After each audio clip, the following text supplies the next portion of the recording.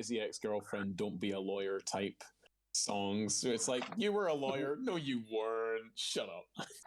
You did politics? Yeah. Oh dear, is this a glimpse into my future? No, just don't do it. Don't do it. It's not fun. Don't be a politic. Politics, not even once. Not even once. I'm now imagining like frying pan egg thing of this is your brain. This is your brain on politics. Oh no. I used to do politics. Now I'm gay, like everyone else in the world, and I'm happier. Also, I'm wearing a Supernatural t-shirt, so I feel like I've hate crimed myself today. But Why'd you even own that? Because I owned it because a friend got me it when I was in my teens as a birthday present, and I literally put it on today, looked at Chris and went, "Let's go to Super Hell." So I mean, the first few seasons of it were good. I hope everybody's enjoying the raffle. Like 5. You know? Should have stopped at 5. Yeah. I pressed the button They're also doing a while ago. Oh no. You're gonna tell us these things so we don't dox ourselves here. Yeah, they're also doing a spin-off.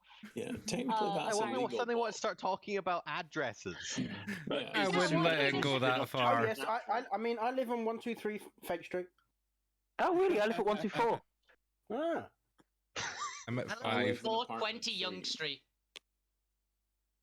God, at least give it to wait until it got to 59. No, I was enjoying the goblin story and I wanted it to be out there.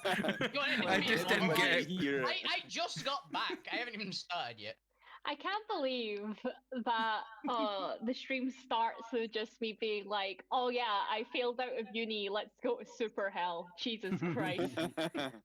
Very on brand. Well, isn't that kind of the problem, Kaylee? I mean, isn't uni Super Hell anyway, so... We joke a lot, audience, but education is important. Nah, it's not. Don't stay in school, kids. Education's useless. Education can be improved. I mean, it could teach subjects that actually matter. Are you ready to start? Not yet. Life is Twitch forever is being at a pain. education. Doing maths with letters. There we go.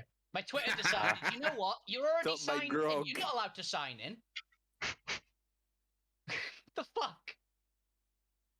I do feel like every single time James directly does a PSA to the audience, I just inflect it into the exact opposite. I hadn't noticed it until today of like, oh yeah, don't say in school, kids. But the last time when you said like, oh, we love you, I'm like, I don't. Like instantaneously. You know what it's like? It's like Chris is the protagonist and I'm the angel on one shoulder and you're the devil on the other. Look, I've got to make sure we're a balanced panel. So every single time, you know, you try and build a fan base, I'm gonna try and crumple it and drive them away. You're the two masks on the stage of one's joy and one's sorrow. Yeah, actually, that works. Except it's true. Our audience numbers have went up to 3, then immediately went back down to 1. I knew it. See? God damn it, Kaylee! Try and build a brand here. Sure you are, buddy. Ugh. Now I'll have to take out an advert in the Super Bowl or some shit to get people to watch me. And somehow, and somehow I'll still have like a sliced in like hacked section that just says the exact opposite of whatever you're advertising. Don't watch this. Watch The Lord of the Rings on Amazon instead. Give Bezos all your money. Someone else curious why James hasn't started Twitch streaming yet. Kind of assumed it would happen by now. Because I've got tired dad energy, and I'm not even a parent yet. So we've got tired dad energy. We've got dad jokes. I just assumed just because he started his OnlyFans account and just is tired because of that.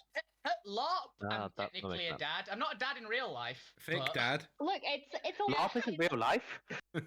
In real life, believe it or not. I'm not just an AI program that has like this weird avatar on Twitch. Wait, I thought this was real life. Or is it just a fantasy tabletop role-playing game? No, this is Discord. Thank you. Don't be No dad jokes here. Only serious jokes.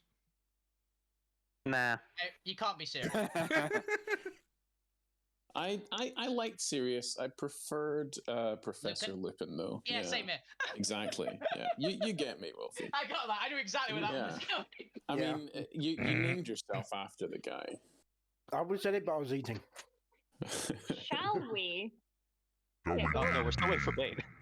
I'm live. Yeah. Well, you know when I'm live the now? one trying to get us back on the rails. Oh God. It's D&D. Yeah, I'm live. I didn't want to interrupt that particular line of questioning, but in that case, for Wolfie's live stream, Kaylee watches Supernatural.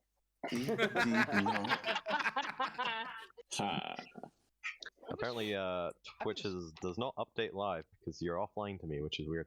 But if I click on you, you are actually live. Yeah, it takes a second. Anyway, welcome back to the world of Alterra.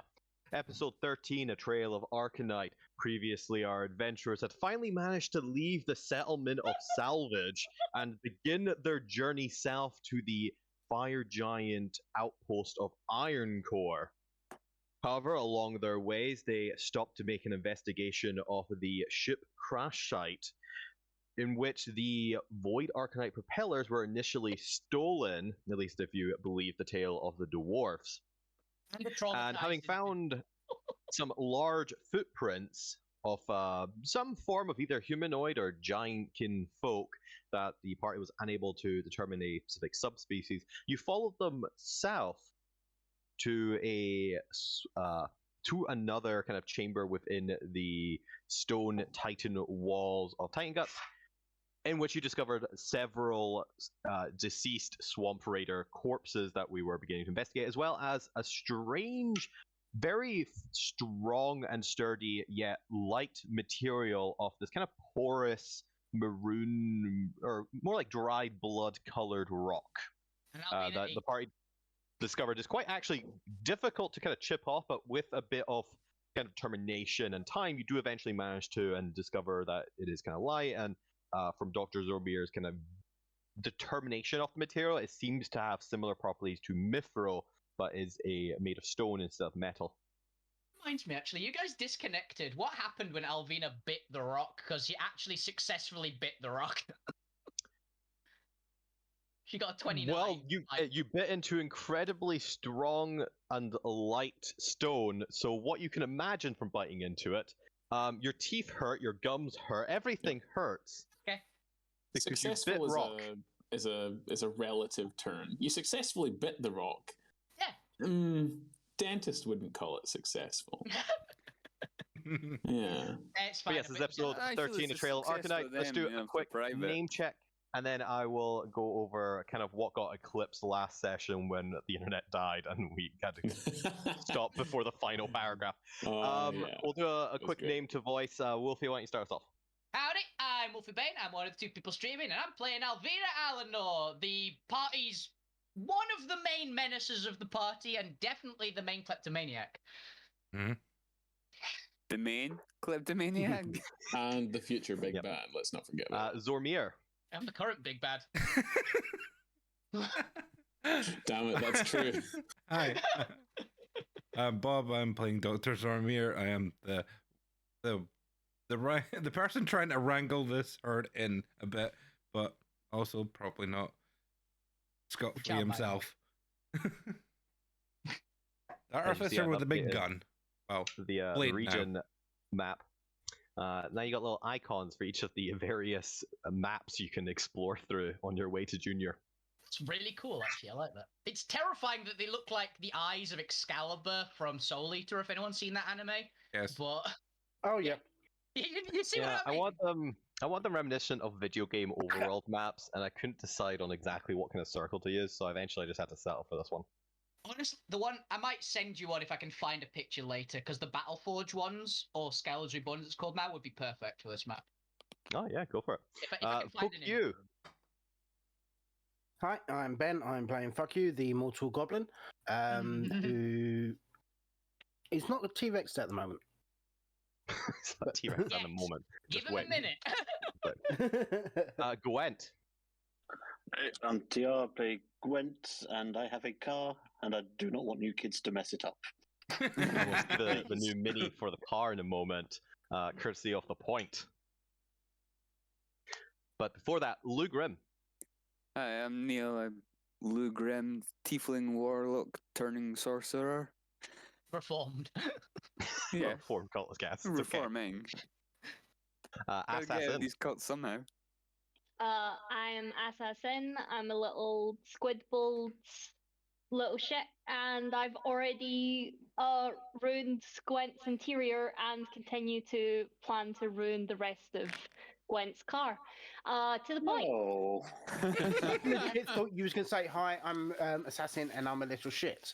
I mean, yeah, that does sum it up, but I do want to make my intentions known that I will ruin Gwent's car.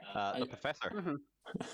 Hi, I'm James. I play the professor who is just trying to keep track of the party, basically, and it's like herding cats.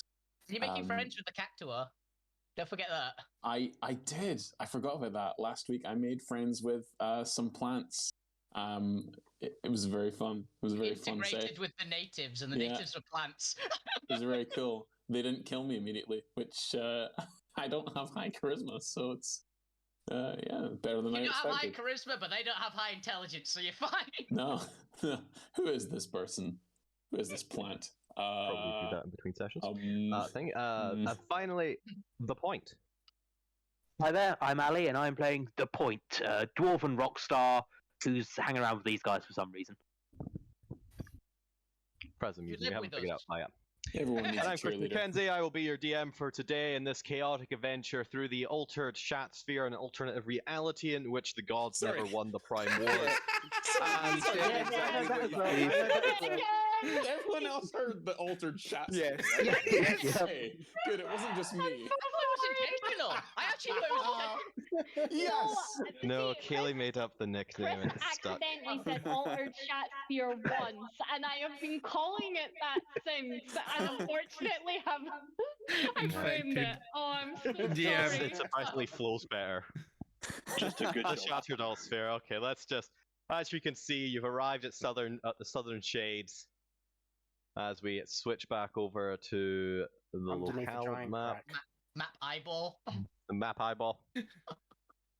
We can see here the Gwent mobile, as well as I'm just moving people around the map, so the point of Merida is now set up a turret on the car. Oh, yeah, looks great. We've built a tank. That's fine. Yeah, build attack. Only. Yeah, Bob, zoom up there. Yep. Here we go, the Gwent mobile. We now have a dedicated icon for the Gwent mobile.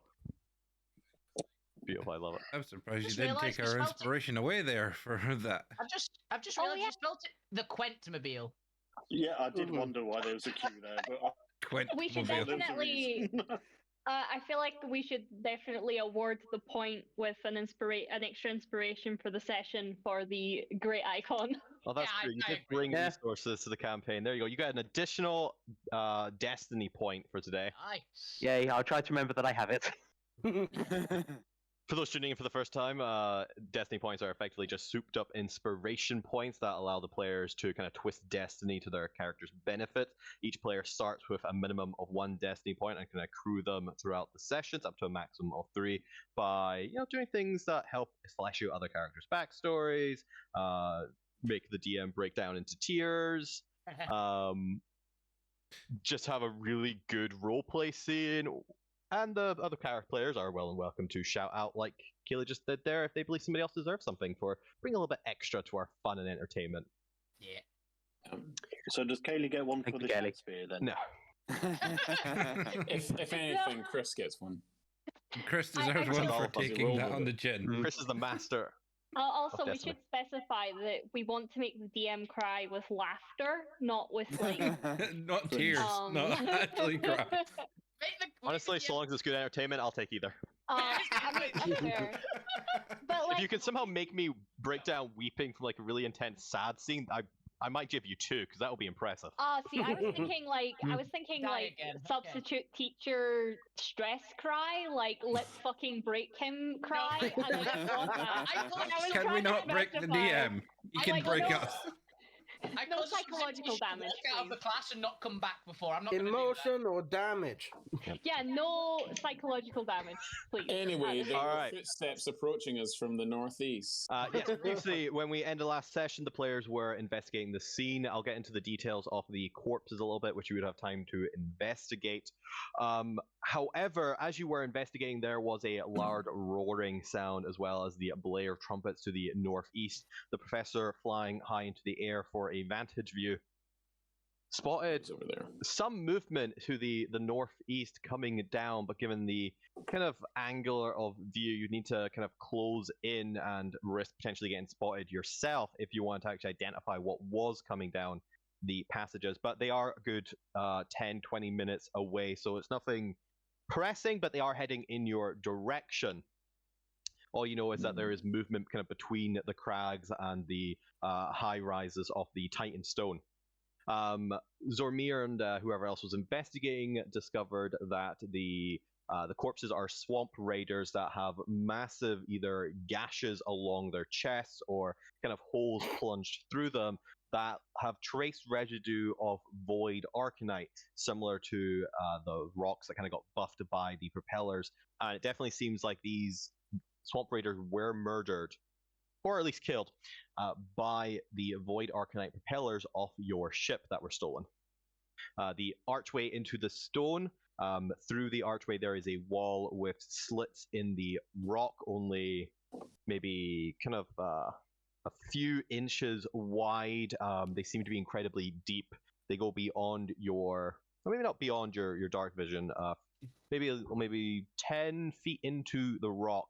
And they've got these strange angular patterns into it, but it is also made of this incredibly strong rock, which in theory you may be able to break your way through given sufficient time, but probably not within the time that whoever is coming down the northeast passage will take to actually arrive here. There are cobwebs in little valleys to the south, enough, you know, and there's a passage to the west.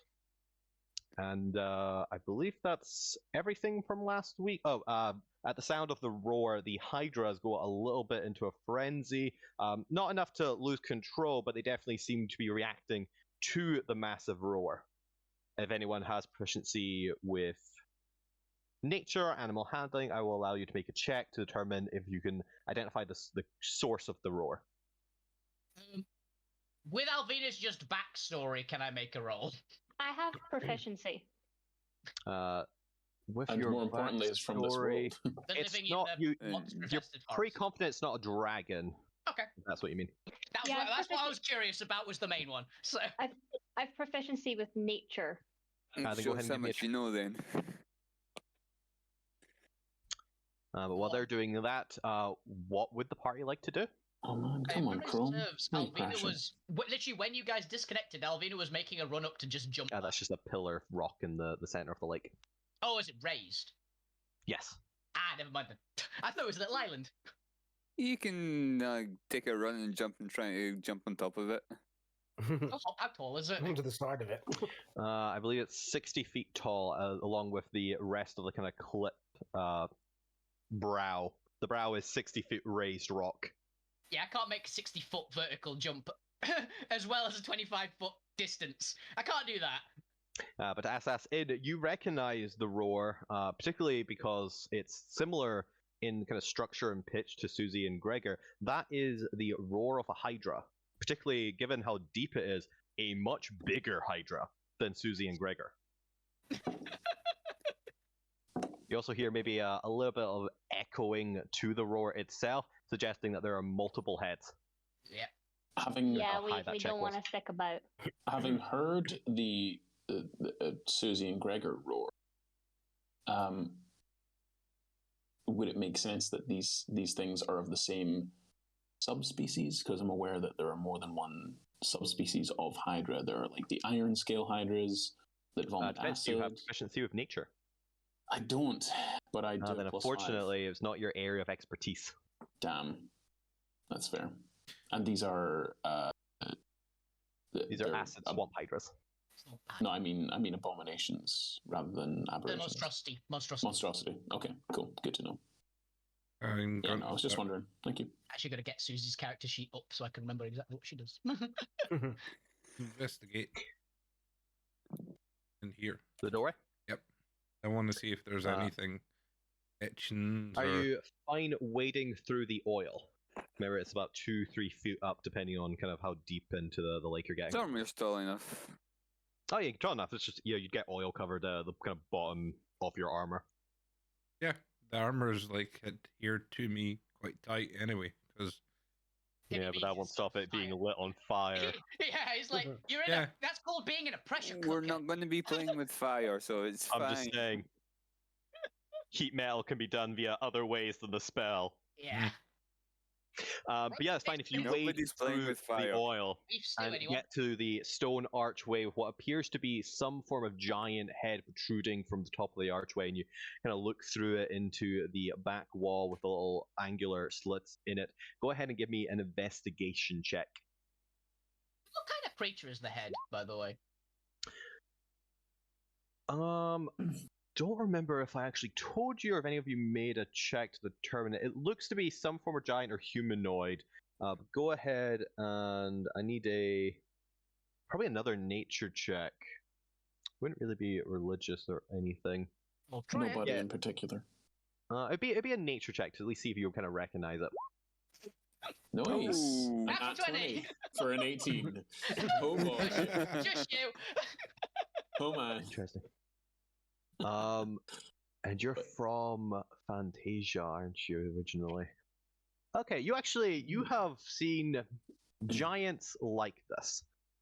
When you, for some particular reason, or maybe they came to you, you have interacted with the giants of Father Winter and his elven stone giants.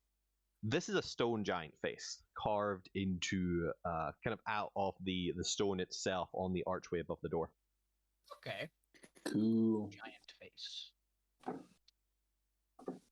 But Professor with a 17, as you're kind of examining the rock, kind of feeling maybe the edges of the actual slits themselves, you discover that there's ever so slight grooves here and there throughout the slits, suggesting some sort of mechanical array on the inside that allows the door to open. There appears to be some form of mechanical lock that if you kind of push pressure on the right slits in the right order, may allow the mechanism within to open.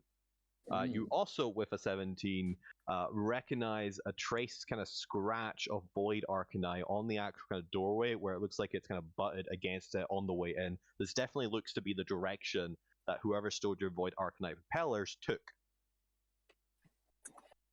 Okay. While everyone else is doing that, can I just kind of be keeping watch, Chris?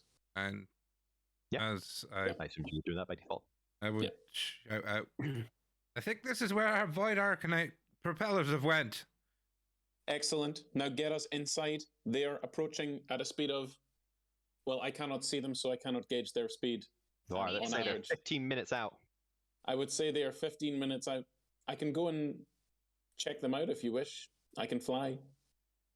Much faster. I need someone with some skill towards... I mean, it's just like, takes the run up, just leaps to the shallowest part. Some skill towards what, Doctor? Picking locks or button.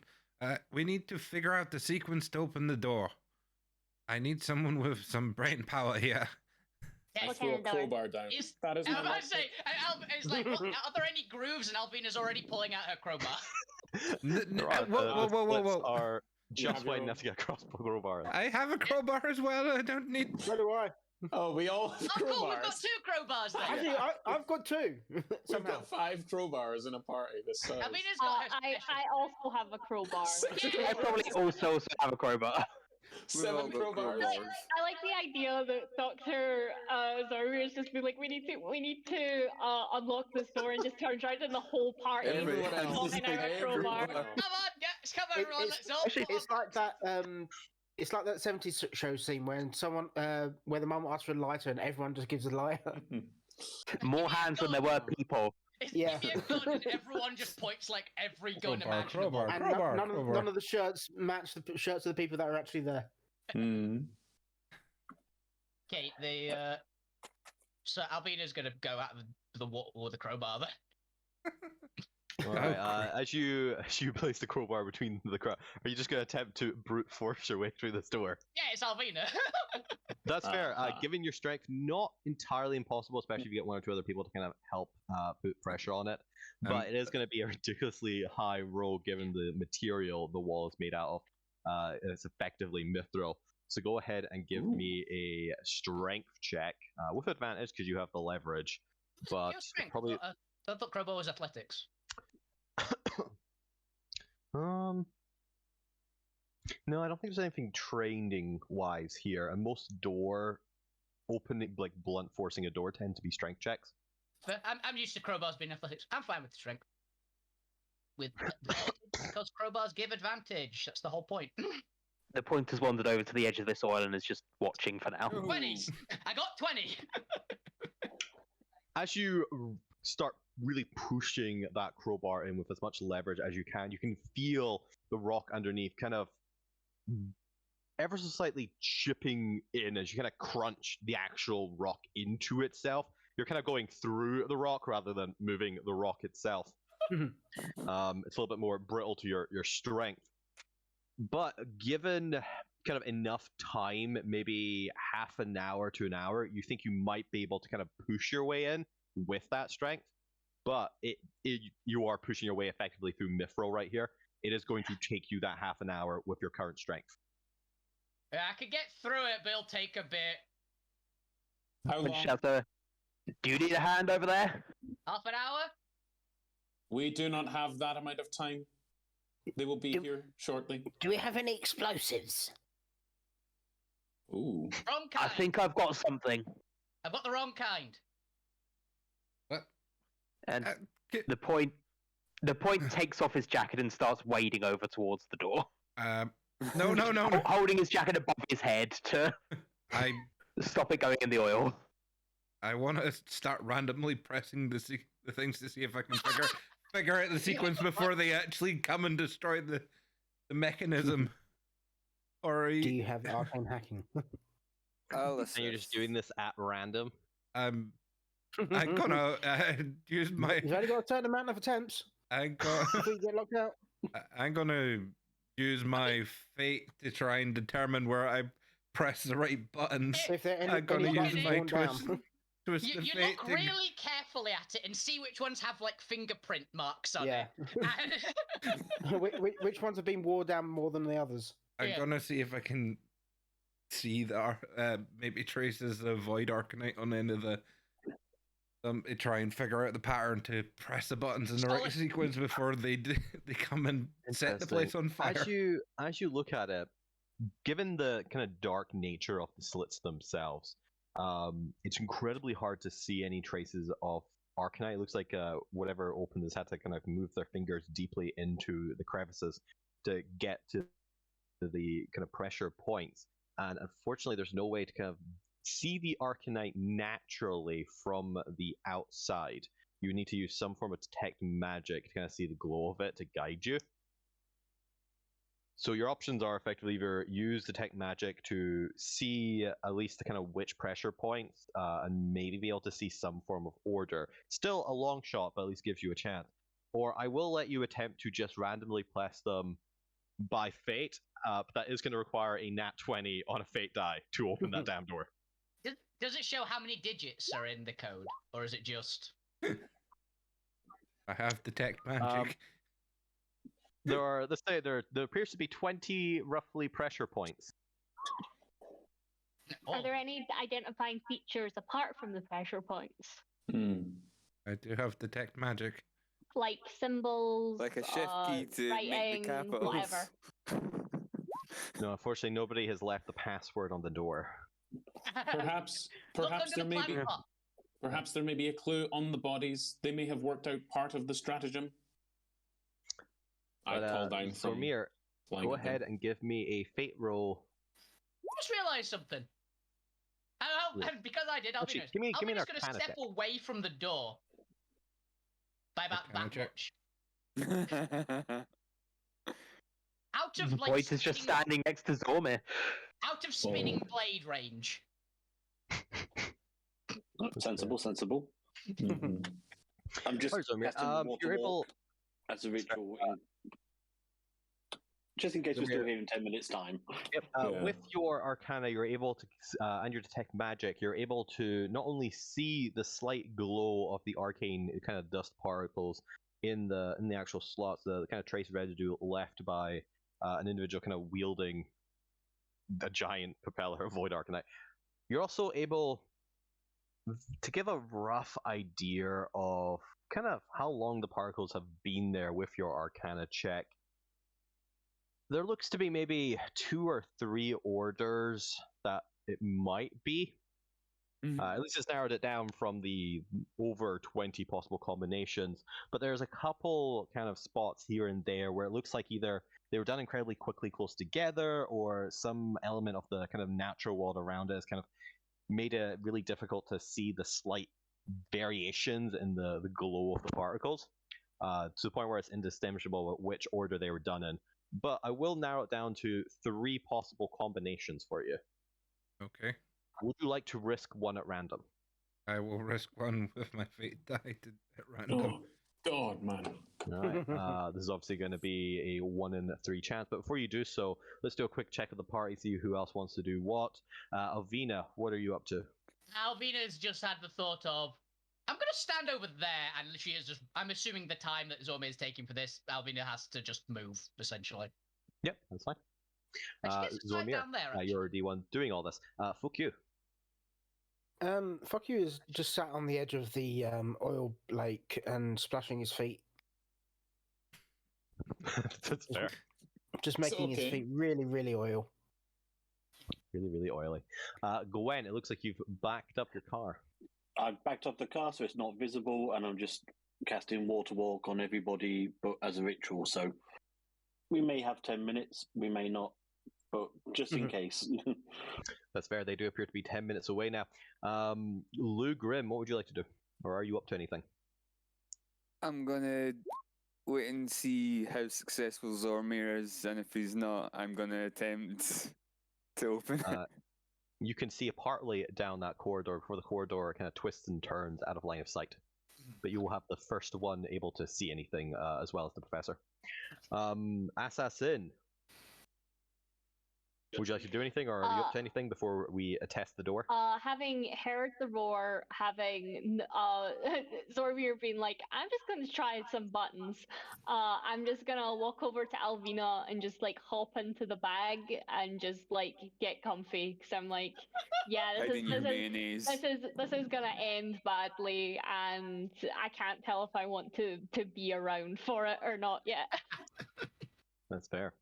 Professor, in your vantage point, you can now begin to see at the top, so it looks to be almost a tent, or a tent top, kind of at the top of the kind of valley walls, with little kind of plumes sticking up here and there, almost like you would see kind of riding on like a massive creature like an elephant or something like that, some form of massive tent-like saddle. So I have no idea what the hell they're called. Kind of like an oliphant from Return of the King. A howdah. Howdah. Is that what they're called? Yep. Yeah. Little like castle on an animal's a howdah. Cool. I'm going to they're fly about down 10 minutes out. Cool. I'm going to fly down to beside the professor using my jetpack boots.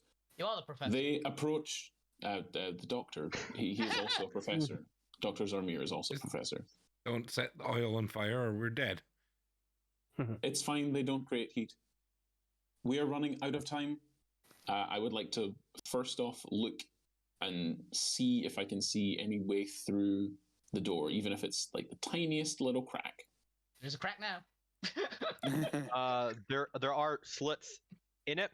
They go about 10 feet into the actual wall themselves.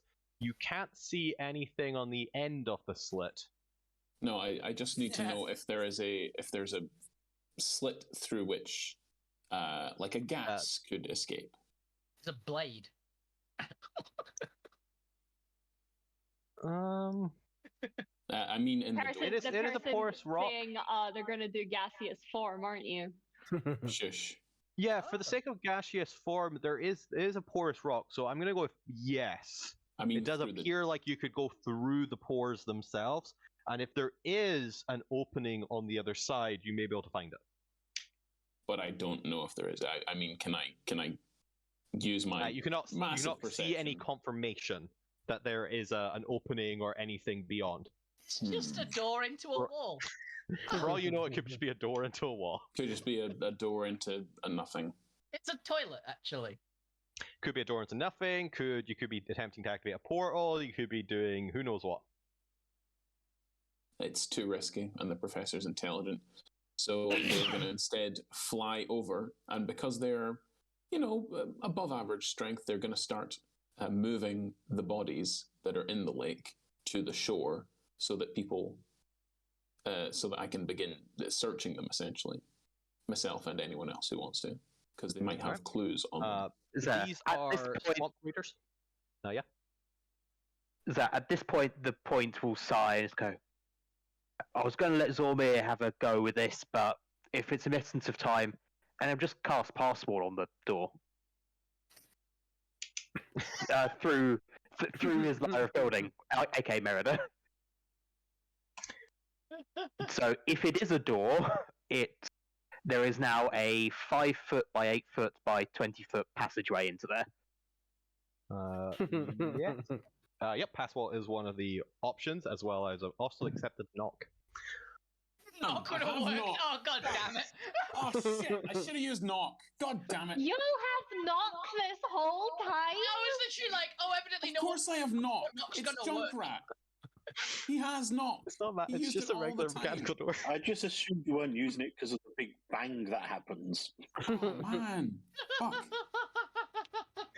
No, I just didn't think of it. While you're casting that, Zormir, go ahead and give me that fate roll. If you get above a 14, you open it right as the spell concludes, and you both simultaneously open the door. Okay. I'm a me. Spinning blade come out. I'm convinced is in those gaps. But while you're doing that, Professor, I was explaining that these corpses are swamp raiders. I not fucking 20'd it. Holy perfect. The swamp raiders. Right. They are swamp raiders. They are kind of alien-like creatures that are cover themselves in various scrap and leathers and materials. Whose skin seems to have a natural kind of leathery or kind of rubbery texture to it as you're kind of moving them out. They are monstrosities. And if they get set on fire, they get bigger. I imagine them looking like this. Yeah, like that. Is this about right? Is that Star Spawn Mangler? No, I was imagining more strange alien-like creatures. Yeah. Other. That's like an Umber Hulk, I guess. It's a bit too Umber Hulky. Since we're about to seemingly go underground, I'm going to cast, using a spell slot, Detect Magic. Detect Magic's already running on me.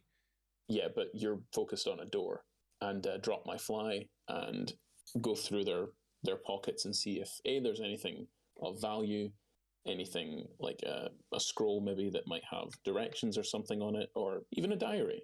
And then also anything magical, if I may. All right, give me an investigation check at advantage with your Detect Magic. Perfect. Well, if the professor said they were moving to the shore and yes, regame, so yeah, I'll loot the ones he's not, essentially. The one you're not immediately looking through the pockets, I'll look at that. This is just a hairdryer. Yeah, go ahead and give me a regular investigation check. Oh, I'll be amazing at that. I roll a 32 to find things on this guy. A whole 27 above what will be rolled. I've got a -2, to be fair. Wolfie, you appear to be collecting the duds. Dice. On a 20-sided die, I rolled 27 more than you. Okay. Shoes. Sweet. Oh man, this guy's got Nikes. Yes. Pulls them on. No, Alvin doesn't wear shoes. She just has. This one's got Reeboks. She just puts them in the bag on top of a satin. Some shoes for you. Oh, great. Oh Just then man, later. no Yeezys. Ugh, God, these Swamp Raider guys. I don't wear shoes either. I'm gonna cook them. Gonna cook I and assumed eat you the were gonna eat leather. them, yeah. Who in this party does wear shoes? Shoes are for Zormir. losers. Huh. I mean, Yeah, but horseshoes, does that count? No. Professor, go ahead and roll me a. Let's see, it's 30. Give me 3d20s. Ooh, Chris, you spoil me. You get sometimes. 3 natural ones and it's 3 bombs. I will laugh so hard. 18, 9, not 19, and 17. 18, 19, 17 would be very convenient. Can you imagine, though? All right. I will, of your choice, allow you to either pick from the primordial or the psionic tables for salvage that these guys had already found and have been keeping on their person. Both is good. I will just let you. How would you like to split? I'll just let you send me some interesting ones that you think might be fun to have in the game. All right, I'll leave that up to tell you. you what those are in a moment then, but let's move on for now. As Zormir, you managed to kind of take your best guess estimate, and apparently you really guess well when you do. As the point is kind of, I guess, getting kind of speed things up and is beginning to cast their magic. You're focused on this wall as you start to kind of almost feel like a sense of magic around you. The Arcanite kind of guiding your fingers as you put pressure on the right spot. You kind of feel almost panels in the wall kind of press in as you're moving about, and you activate several mechanisms. You hear kind of clicks and faint noise from within the rock as the door, or the wall, like the wall protruding as the door, slides inwards, or kind of slides to the right into the actual rock out of the way, revealing a passage about 10 feet wide. So just kind of big enough for potentially the Gwentmobile to go down it, but the Hydras would have to squeeze. They can fit, but they would be under the squeeze condition, which effectively just means they have disadvantage on attacking and advantage against them. Okay. And there is a sloped passageway running down into the ground at a slight incline, leading into the darkness, however far your dark vision extends. Move, everyone. Oh, I have Devil's Sight. Alvin is gonna. How far does your Devil Sight go? 120. Gives me a rough idea of how far ahead you guys can see. Yeah, Alvin has essentially got like the good one. 120 feet. Now, the Hydras are able to kind of flex their way around this massive pillar in the center of the lake. The Gwentmobile is going to take quite a lot of maneuvering as you kind of squeeze it through a very tight turn. Oh, I'm just going to snap my fingers and it disappears. That's fair. Oh, It is magic. it's basically a summon steed, isn't it? Yeah, it's a summon steed. Oh, man. Why didn't you dismiss it and then resummon it in one of the cracks so that the door just exploded? That would kill the car. And also, that's not how that works. Yeah, that would kill the car and achieve nothing. Didn't you know magic has built-in safety functions? Apparently. Yeah. Also, you don't wreck your own car. That's what you total your own car. Yeah. That's what I'm here for. But the Hydras are going to take a little bit of convincing to kind of steer down and squeeze their way through a very kind of a small enclosure for them. So I'm going to need animal handling checks from whoever is guiding the Hydras down. While that's happening, Professor, I assume since you're kind of picking over the bodies, you're still within the line of sight of this passage. You begin to kind of see the first bodies turning down the kind of alleyway. You can see several swamp raiders marching their way towards you. They're out of line of sight of the party with the brow, but they are able to now kind of see anything in the kind of cone past the brow over here. Okay, 10 foot thick. That's perfect. It's concentration, so that would drop. But they're marching towards this direction, essentially. Yes. It looks like it is quite a large patrol of swamp raiders with from what you can tell, some massive creature following behind them that you haven't quite got a grasp on yet. How far away are they? The corridor itself probably only goes down maybe 120 feet from here, so it's probably like, what, 150? 150 feet away they are. Yeah, because they've just come around the turn. Cool. When they get to 120 feet away, I'll have a thing. Can Alvina get advantage to convince Susie with food? Yes, you may. Okay. But I'm assuming everyone is now attempting to get down the passages. Who would like to go ahead of the Hydras, and who would like to go behind the Hydras? Because the Hydras are massive and will essentially prevent you being able to go past them initially. Yeah. I imagine in front of them. I imagine Alvina is I'll- literally guiding on foot. So she'll be directly in front of Susie, who I think is the first one with the Hydras in. Yeah, then I'm fine as well, because that means I'm with Alvina. I think I'm going in last because I'm doing a thing to stop the guys from coming after you us. would have to. Yeah, the Yeah, point will be which I'm before fine the Hydras. Just given that he was already at the door. Who of the people on the shore has the best animal handling to bring Gregor? Because I've only got I'm at the I door got as well. +3. I've got +4. Okay. I've got +5. Over it, Gwent. Gwen You're up. is. Yeah, Alvina, I've got a feeling, is going to have some serious convincing with Susie. She's going to have to drag her down with pure strength. I'm imagining that you've offered Susie food, but Assassin ate some of it while you were taking it out, and now Susie's just looking seriously unimpressed at you. An 18. Oh, nice. I've just had a thought. I could cast Fog Cloud to impair them from following us for a bit. Mm. How does it last? Up to concentration up to an hour. But did they spot us? They spotted me. Lead yeah, them off, then that's Professor. probably a good idea. Get the Hydras underground. I will stop them from following. Okay. And I go to start flying, but then I jump 2 foot in the air and I go, oh, that's right. Oh. I must find some rocket boots. That's fair. Or Those are the 3 items you something. found off the creatures. You do not. I think you recognize the green slime as lightning resistance. Another one. Slad slime. Goddamn. Lad We have a slime, lot of those. yeah. So do they apparently. Which is hilarious. 'Cause I'm pretty sure it's a rare item. I've got 4 of them. As well as the 2 other items that you do not recognize. Transparent Animal. fluid. Let's have a look here. What was Alvina's animal? I'm pretty sure the Hydras seem resistant to go down the passage, given these animal Hello. handling checks. I got 18. On 18 because of guidance. Oh, you got. Oh, I didn't notice the D4 there. Fair. Which one were you guiding down? Gregor. Gregor. One is Susie. just Well, Susie. Gregor is Ow. at least eventually going down the passage, but Susie still seems to be resistant about actually going in. Susie. Here you go. Gregor is on his way down already. Alvina's gonna Alvina, heave. handle your Hydra. Alvina's gonna heave a little bit. Oh yeah, drag it. She's stronger than the Hydra in stats. It's like dragging a dog out that doesn't want to go pee. Yeah.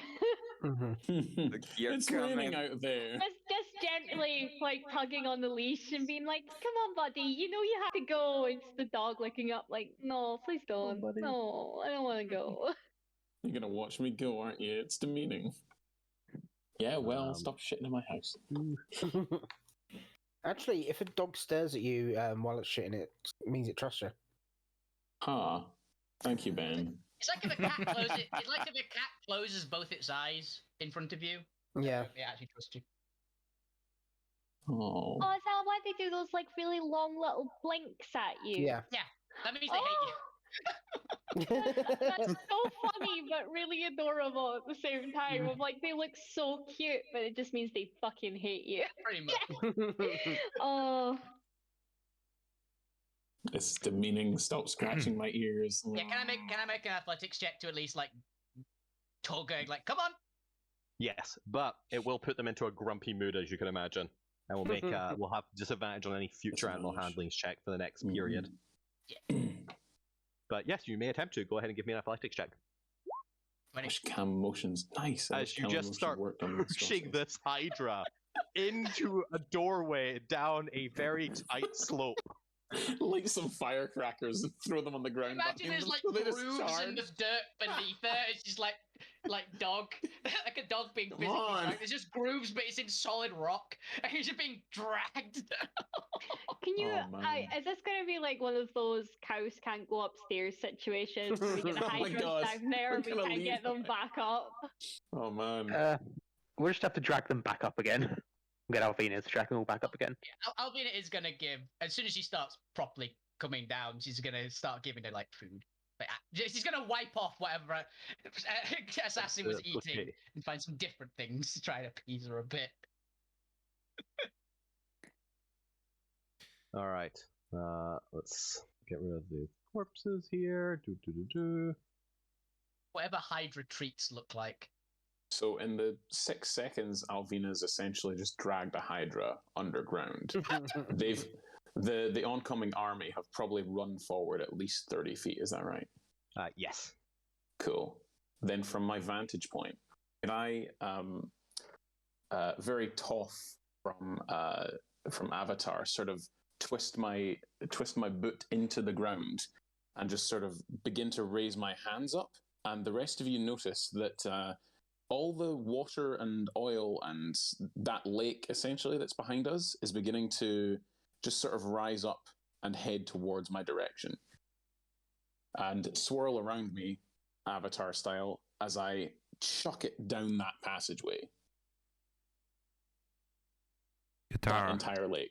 Not Tara. Yeah, right. essentially, Katara. Well, actually, more like Imhotep from The Mummy Returns, where the face comes. Because definitely the professor's face would be at the front of this tidal wave that they are casting. As I cast tidal wave. Top right. You do so. These are swamp raiders. These ones have very basic stats, so I'm just gonna assume they get swept back. Let us go. I think Susie was in front because I was dragging her first. Oh, were you just pulling her forward? Yeah, I think she was before Gregor. Okay. Yeah. That is fine. A second. In that case, I'll put them at front, and everyone can place themselves before or in front of the Hydras.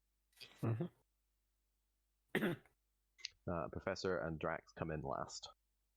Well, I'd be one of the front ones because I was at the door, so I would have went in to see what I could see magically. That's fine. I just put you guys all on the map. Go ahead and rearrange yourself for marching order. I can't even see me. You're hitting among the people. I think you're that one, aren't you? No, that's me. That's fuck you. Where the hell is? Yeah, there I am. Where's You're being Luke? covered by everyone else's names. I'd be in the sort of front looking with detect Oh, magic 60 feet in front. I briefly well, looked 30 at feet. we Near had. the front as well, so I could see if anything was coming for further. There's 120. You get a decent amount away, actually. There you go. Everything else, I'm pretty sure line of sight is kind of cut off by just corners. That's fair. As far as I can the see line. up to 60 and see any magical within 30. Question is, who doesn't have dark vision? Yeah, I don't think Gwent does. Whoops. That's okay. I will cast light. Raise your hand if you don't have dark vision and need some form of light source. I did that in real life. Somebody Okay, that has Gwent dark casting vision light on sits themselves on or light Gwent coming. and they can guide them. Just on my shield. I can do that. Do you trust me? Absolutely not. That's the right call. As you guys are all piling down the 10 by 10 passageways down into the earth beneath Titan's guts. You hear a massive roar of what sounds like water above you, washing a bunch of swamp raiders down a valley before the professor and Drax fly in behind. And I'm going to do something that might be unpopular, but I feel like we should collapse the cave entrance behind us. I was just going to close the door. But they I was just going to have the door automatically close right now. I don't know that they know. As you hear the sound of rock moving, and the door closes behind you. I'll just ready like a punching, and because I don't want to lose concentration, I'll ready like punches and stuff to throw a wall. No, for the swamp raiders, because I don't know that they don't know the passphrase. You know, it was 1, 2, 3, 4, wasn't it? I'm not going to tell you. Went past his throne light spell. And as you kind of go down the slopes until it kind of begins to level out into this passageway of underground tunnels, the walls around you made of the same red mithril-like porous rock. You can feel a slight vibration at your feet, the consistent hammering that, or what appears to be some form of hammering, that the point previously noticed back up in the previous map. It appears that now that you're actually underground and closer to the source, the origin of this hammering is coming from somewhere not too far away, maybe an hour or two out. It's still faint and subtle, but you can actually now, for those less musically inclined, begin to hear it as well. What is that sound? What does it sound like? Closer to the roof. It's B sharp. I don't know, but it's got a good beat. Does it sound like the hammering I do at a forge when we metal work? Go ahead and give me an intelligence insight check.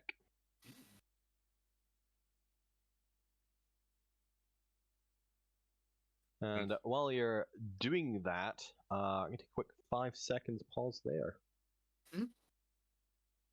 We can all walk on water right now, right, Gwent? Should be if it was 10 minutes we were outside. Wait, they were 15 minutes away, and they got to 120 feet away before I swept them back a bit. Then for an hour, we should be able to walk on water. Perfect. Okay. +3 in intelligence, so. Do you have insight?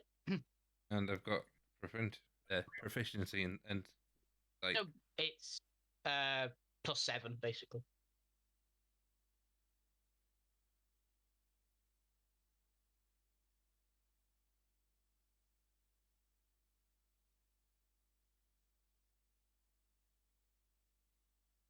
So 13. Yeah. Right. Yeah.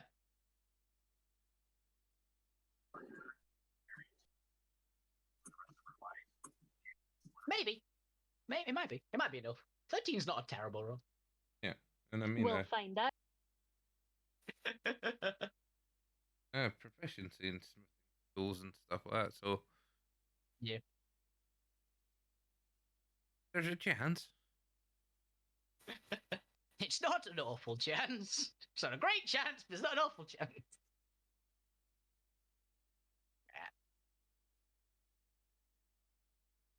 It could have been worse. It could have been a lot worse. It could have been a 1. Yeah. Yes. It's not one of those very important roles that you seem to jinx. Yeah. It's not important. It's only important and funny. It's the thing. If it's just a really important role, it can go anyway. If it's a really important role, that'd be really funny if it fucked up. That's when it goes wrong. Alright, depending on your point of view. Yeah, I mean, like if you roll this fake die to randomly guess the code, you need a natural 20. I'm going to spend like 5 minutes checking every possible combination to see, okay, it's this one of these 3. I did you roll 1 and 3 and get that 20 anyway. I did nat 20 the combination. Exactly. Well, you nat 18. You just wasted 5 minutes. No, you got a nat 20 on the combination. Yeah. That was just a D20, rolled the 20. If you literally could have just done it off the bat and it would have been fine. All you did was waste 5 minutes of our lives. Oh, I'm sorry, I RP'd it. Yeah, just headbutt it. It's fine. Yeah, you saw what brute force was doing, and then Hey, you it were would've wanting worked. you wanted It would have to. worked. We would have gotten the loot from the swamp raiders and another Hydra as well. Well, I Yes. don't know about that one. I may have went overboard on this. This Hydra brood mother stat block. Ooh. Is it like the what's his name? There's a stat block for like the god Hydra somewhere from Magic the Gathering. I can't remember its name, but that's a fucking beastly stat block. It's the equivalent of fighting a bear, except the bear also has lost its cub, or defending its cubs, and also the bear can regrow its heads and spit acid at you. Editus, that's its name. Right, I am intelligence back. is actually He got a 13 instead of a 12.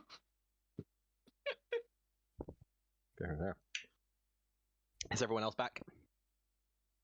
No, Are we good to continue? never. Oh. Trying to order a pizza. Oh, what kind of pizza? It will be a chicken chili garlic Buna pizza. Fair? Ooh, nice. That sounds like an abortion. Wow! Sorry, I'm Wow! a chicken Buna on a pizza. That's India plus Italy. That's not. That shouldn't be. Listen. When I used to live up in Preston, there was a great Indian takeaway that did pizzas, and they were amazing. So I'm hoping that this will be this way. Alright. There's an Indian NDR street that does pizzas. They did the chicken karma pizzas and all that. You're cutting in and out there, Bob. Sorry, it's because I moved where I was talking, so my mic wasn't picking me up. Buna's fine. Korma is disgusting. Absolutely not with a karma. Buna, at least you like, can pick that off. Buna has some spice. Karma is a nothing. It's babysitting. That's nothing. As we're food. arguing this down a corridor. To be fair, for the sake of these tunnels being bigger than the map, you do about 10 minutes of just walking through these corridors before you get to this part of the map. Yeah. Okay. No, Yeah, this spice Alvina will is be better. definitely arguing about curry. It has now been a couple hours since you left salvage. You're getting close to midday. Okay. If you were above ground, the skylight aurora would be at its highest of ever so slightly more blue in the morning light, because this place never has more illumination than a Scottish dull morning. Pitch black, understood. Welcome to. It was light. It's like overcast and grey everywhere. It's a great day. The sky is only 3 shades of black. What are you talking about? It's only a blizzard and a thunderstorm. This is normal.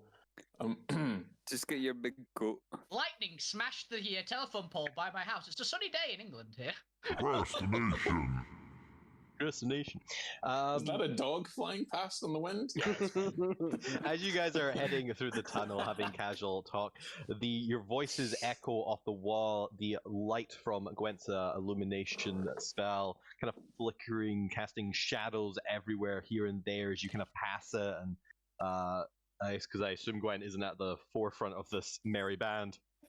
The one can't see. No, So creatures are just constantly kind of moving in front of the light. It's a warning for the rest of us. I'm between 2 hydras. I have amazing armor just at the moment. There's almost an oppressive feeling to the fact that you're deep underground in very tight tunnels in a porous mithril-like rock that seems to capture your voices and then loop them back around to you, giving off this incredibly deep echoing. It's just like home. Just like home. I want to roll something one moment. Okay. Okay, Alvina is smart enough to know that the echoes aren't another person. as you are continuing down, is there anything the party would like to do in those 10 minutes, or anything you'd like to kind of check or anything before we get to the next segment of the adventure, effectively? Albie would like to eat. Big fucking shock. Is there anything? You bring out some of your rations. Pretty much, yeah. It's actually what she wants to do. Zormir, anything you'd like to do? Can I see anything? Magical. Most of the point, do I see anything? You see nothing but 120 feet ahead of you of just more tunnels and rock. Occasionally you pass these blood-dyed crystals. They look like some form of bloodstone that are protruding from the walls. It appears to be kind of growing naturally in this area. There's something magical to them, so Zumir, your detect magic doesn't reveal anything for its duration. These appear to just be a natural kind of, maybe not natural underground tunnel system. You're not quite sure how these formed. There does seem to be a slight organic nature to them, but you're not seeing any traces of water or anything that may have kind of eroded them or anything. Can Albina break off a bit of the I was going to do that. Sorry, a part of what? A bit of the bloodstone, the shiny red rock, I'm assuming. Yep. Do you care about preserving its integrity, or are you just smashing it? She'll try to, if it is like, it does come away in one solid piece, then she will. She'll try to. She won't full brute force it unless it actually puts up a lot of resistance, and then she'll just go.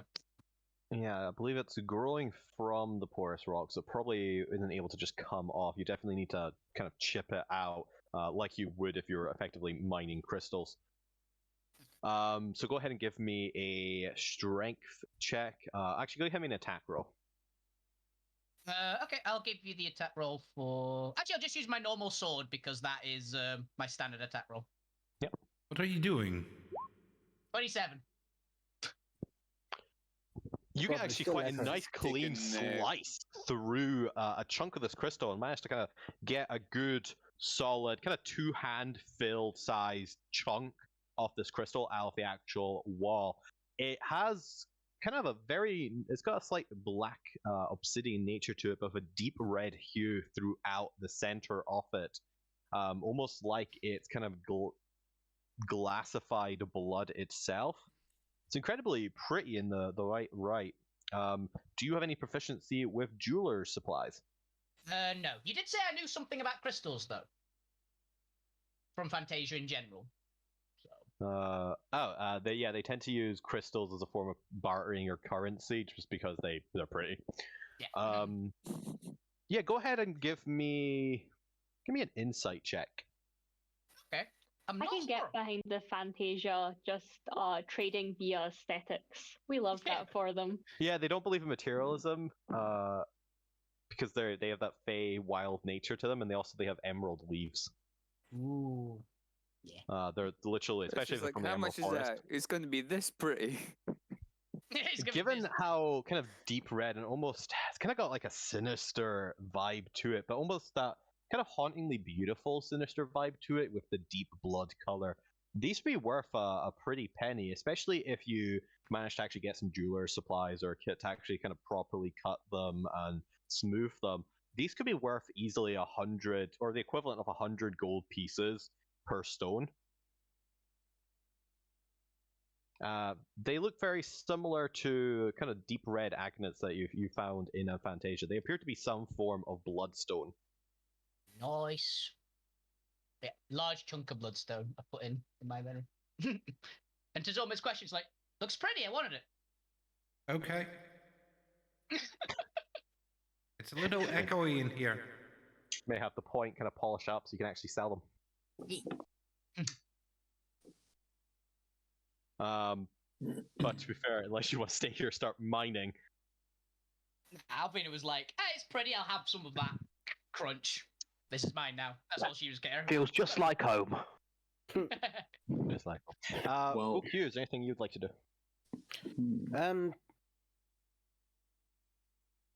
Just have a quick look at my sheet, see if there's any like spells or anything that I'd want to cast. While you're having a look at that, I'll come back to you in a moment. Gwent.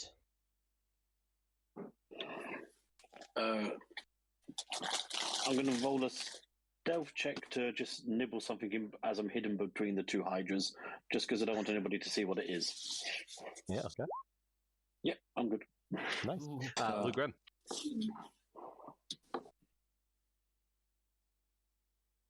Anything you want to do, Neil, before we move on?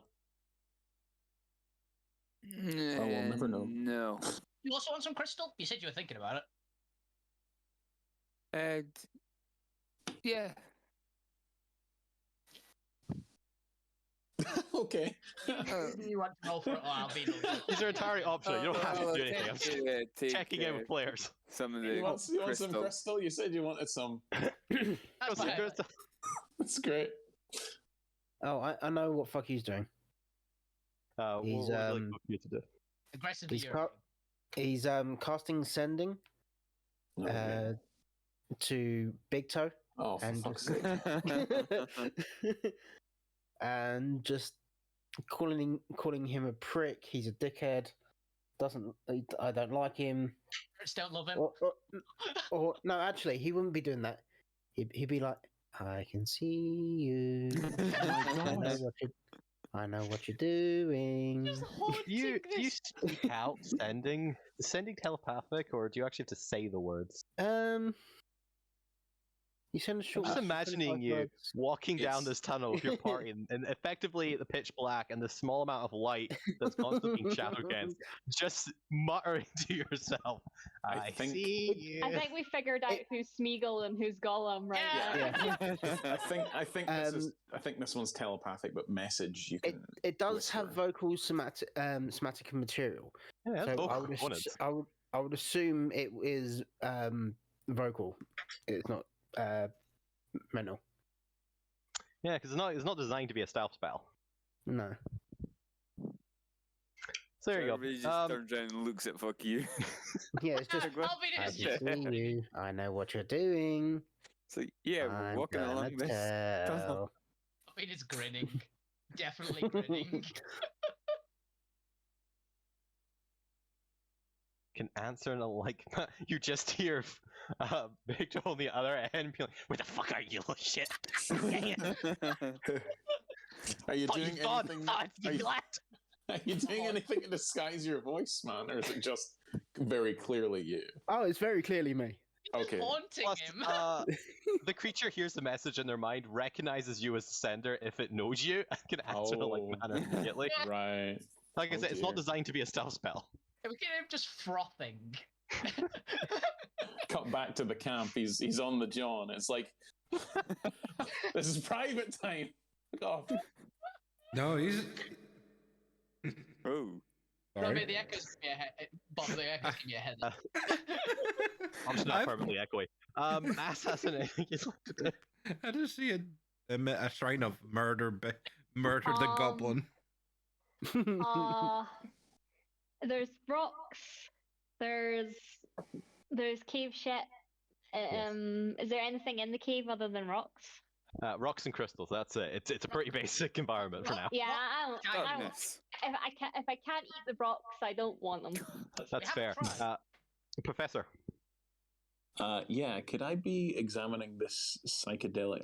I'll get to the jug of near transparent fluid at some point, but the psychedelic orbs apparently very in tune with psionic aberrational powers, which I'm very proficient in. So I'd like to examine it just sort of as we're moving, and if I can use my my mana drain sort of thing to, like, if you'd like, I can do a thing where I put it inside my chest cavity and it's like a microwave that examines it kind of thing, or Fortunately, that only works on creatures' essence and souls. This doesn't have an essence. Items.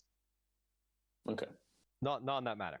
You only work on creature stat blocks. You don't work on magic items. This is fair. However, I will just with your psychedelic energy, you can go ahead and give me a either Arcana check or Investigation. Your choice. It's still technically magical in nature. Well, technically it's psionic in nature, but magic. Like my investigation's higher, but would I get different things if I rolled Arcana? No, since it's not a magic item and it's a psionic item, they'll be the same things. I could also roll history. Wouldn't be relevant in this situation. This is kind of a generic item. There's no historical relevance to it. There it is. It's weird orb.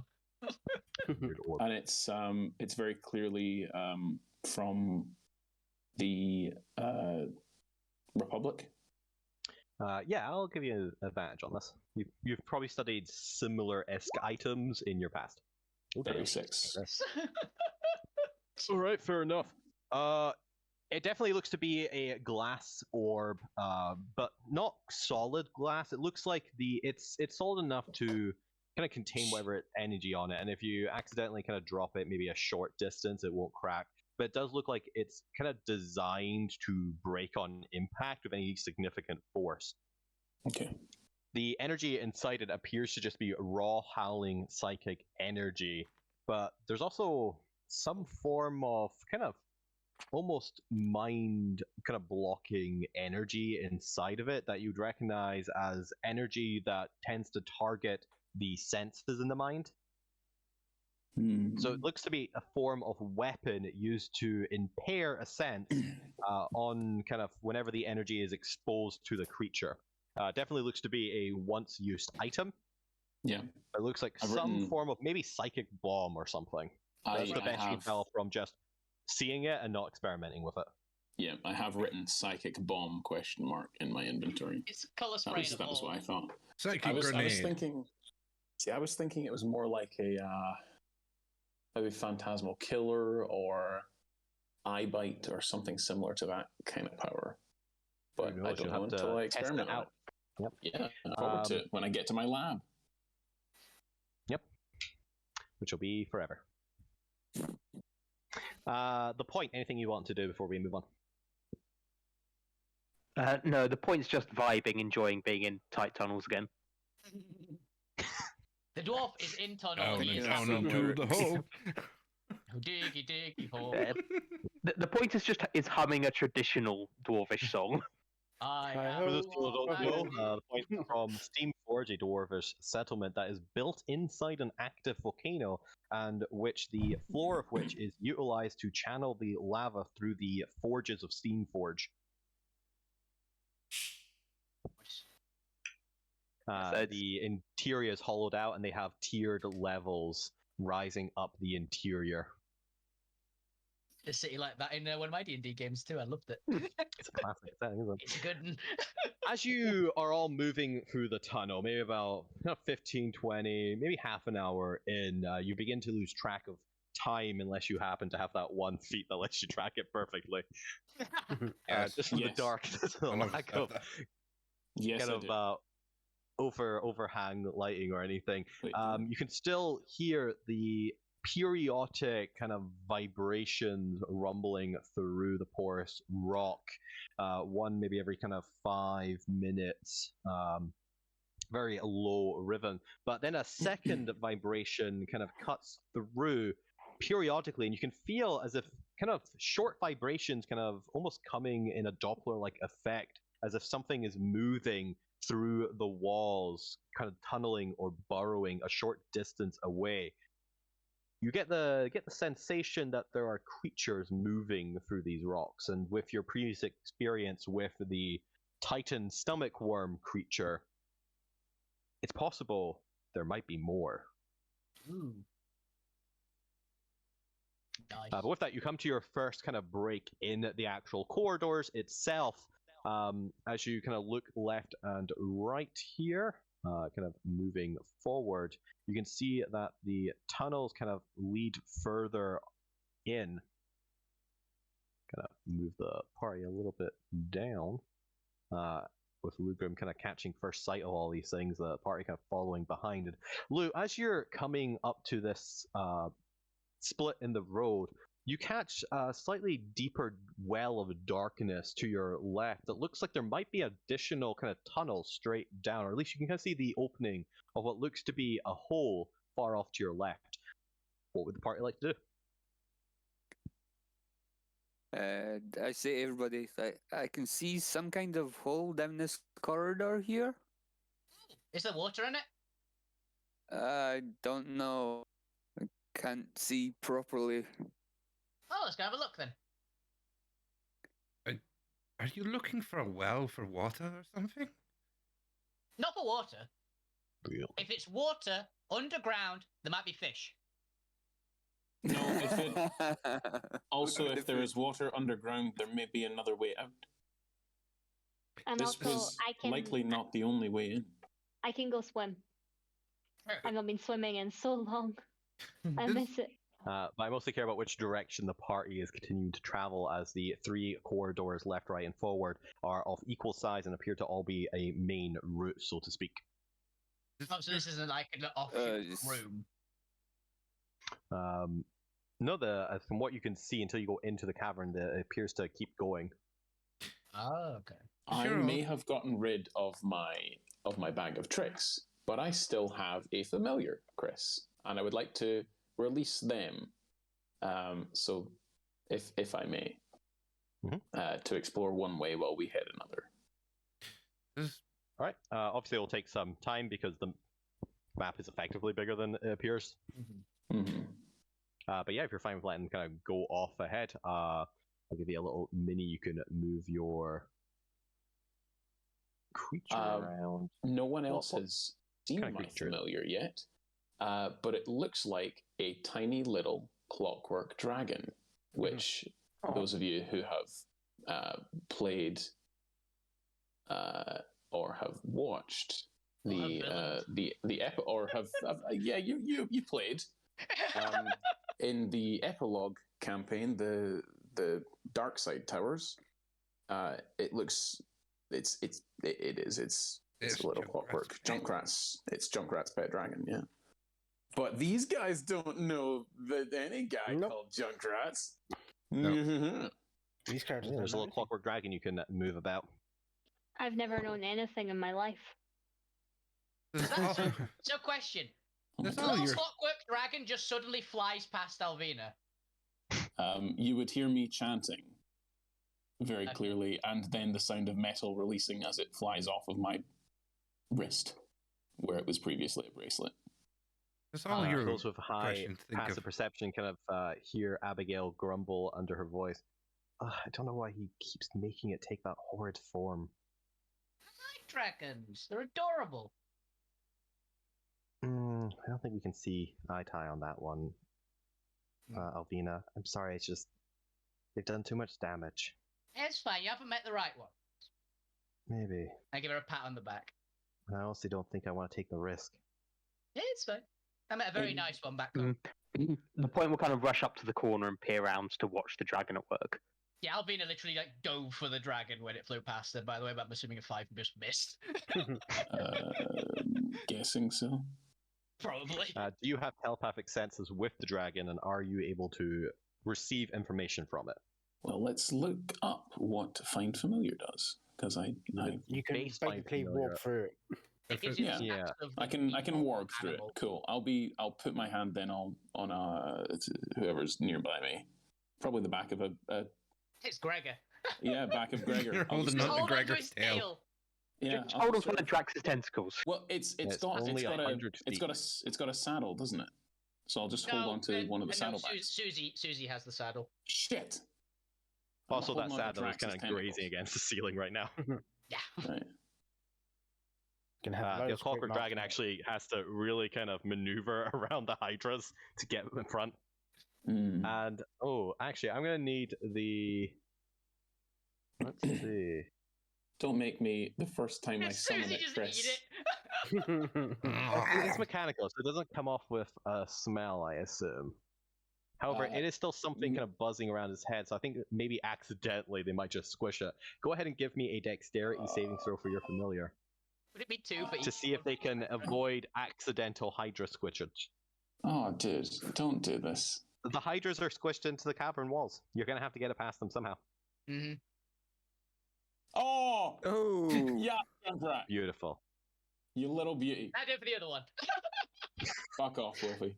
Describe to me how this dragon magnificently maneuvers around 2 giant hydras just kind of squeezing their way through a tunnel. So I know I'm mixing my my Marvel metaphors here, but it essentially folds in its wings like Falcon and just sort of zips past. I know the bit the senior meeting. All right, then you have a kind of familiar scouting up to 100 feet away from you. Yes.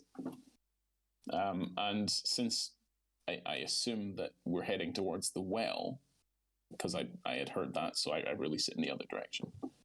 Yeah, that's fair. And I'd like it to be stealthy, please.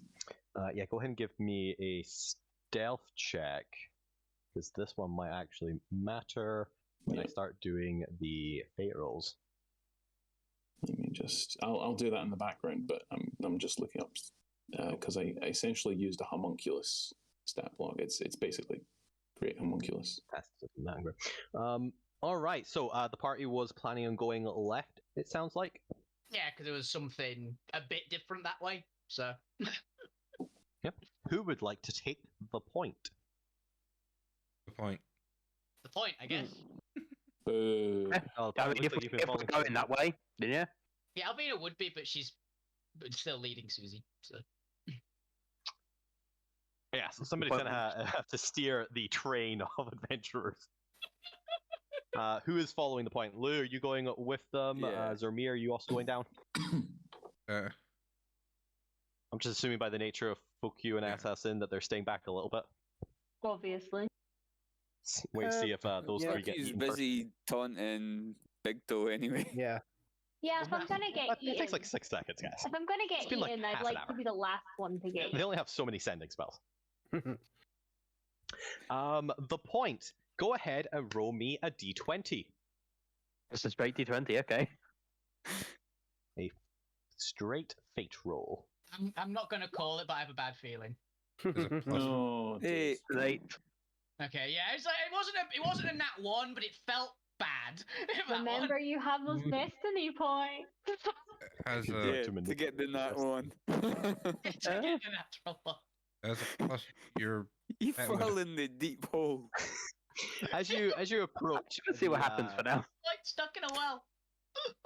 as you move down the corridor ahead of your party, the rest of them kind of catching up to the turn in the passage. Advance you guys a little bit. And continue making down. First of all, you catch sight of the rest of the kind of room with your. I assume one of you has dark visions. Yeah, but I've got dark vision. The dwarf. As you can see, that this room actually doesn't extend into a kind of deeper passage. There wouldn't be any way to get the Hydras through here, but there are 2 smaller passages, one with a decent opening and the other looks a very tight kind of squeezed opening that you might be able to get through. Who knows what's kind of beyond that, though, that lead further down or to the west. But as you kind of come up towards this hole, you can catch a little bit more of it. It does seem to look like it's going into the ground, since it's just literally a hole. It's just a black hole in the map. But it looks like it goes straight down into the earth itself. And as you're kind of moving towards it, you can start to feel that kind of burrowing rumble around you, getting a little bit closer. Maybe not directly near you in the walls or anything, but it looks like something is coming your way. How would you like to approach this? You can attempt to kind of stealth as you continue to move, or you can make noise, you can do whatever you want, you could prepare a nice little lunch. What would you like to do? I'm trying to work out if the points were put together that hole is probably a wormhole. Not in the metaphysical sense, I hope. Yes. It's just a black hole. If he hears the rumbling as he walks in, he'll try to stealth towards the hole. All right, Zormir and Lou Grim, what about you guys as you are following up on the point and you see and hear, or you hear all of this as well?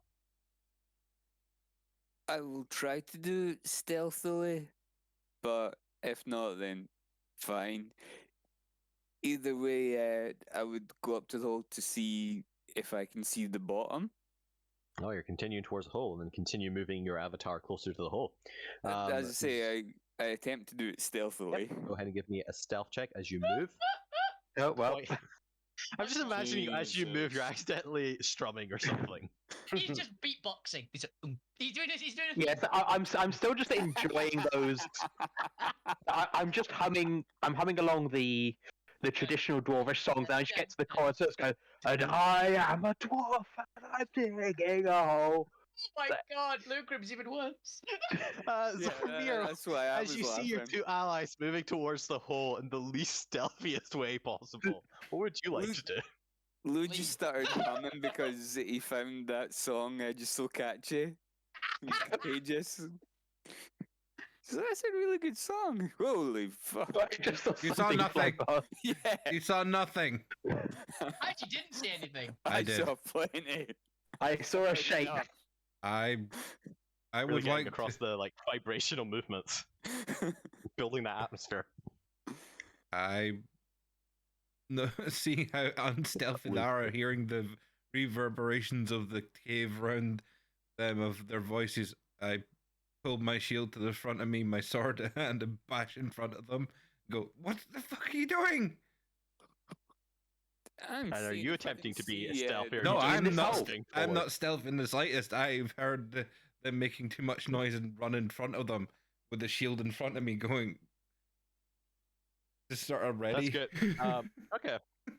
Like. So as the rest of the party continues moving forward, what? The advance party guard effectively kind of exploring this edge of the corridor, a couple minutes away. Well, maybe not a couple minutes away for the sake of the map, they're like a couple seconds. But the point and Luke Grimm. Fuck you! Just teleported off the fucking screen. You're back. Is that who that was? I saw something there. No, I saw what flashed across the screen. Yeah, No, but something else. Yes. Went. I saw what higher flashed. up though. I saw what. Not at the bottom, right? That means just vanished. I'm not quite sure how they just vanished. But there you go. It was there. big toe. I mean, I moved fuck you there, and then they just disappeared. Yeah. Oh, weird. Middle of the screen on the right. Somehow glitched it or something. Whoa. Oh, 23 for stealth, nice. What are you doing? Come out of there. Roll 20 glitching on me. Right. As Lou and the point kind of get to the edge of this hole and just kind of glance over for a second into this darkness that seems to extend all the way 120 feet to the extent of your dark vision or ghost vision or whatever it was. You kind of stare for maybe half a second before you see kind of the rumbling. You feel the rumbling around you in a flash of movement deep in the hole. Something suddenly starts to rush up the hole towards you. You can't make it out in the pitch blackness. You can just see this almost porous and sharp maw moving up towards you as Zormir kind of throws you both back, brings their shield up, and then rising, bursting out of this hole is a very familiar sight of a porous stomach worm. Another one!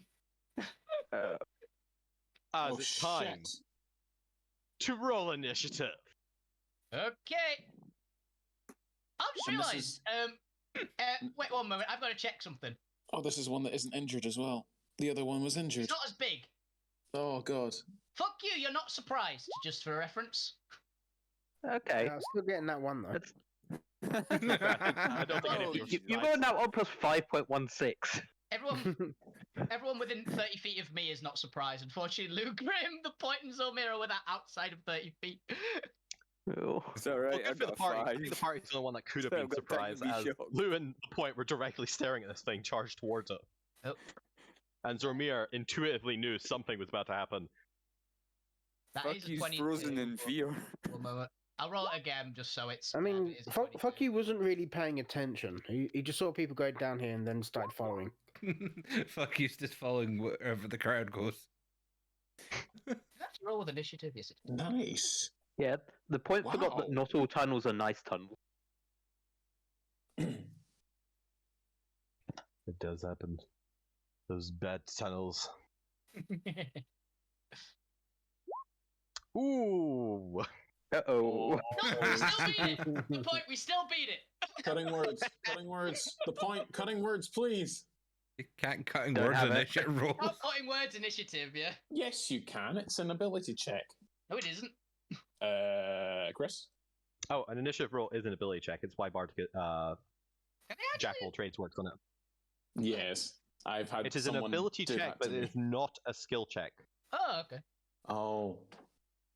So you cannot get expertise in it because expertise is only on a skill. Mm-hmm. Could cutting words it? Still don't have cutting words. I'm not that type of bard. Oh man. Yeah, that's a lore bard. What kind of bard are you? Did we work that out? If it's come up naturally, then by all means. But if it's not, then just. I don't think it's come up naturally yet.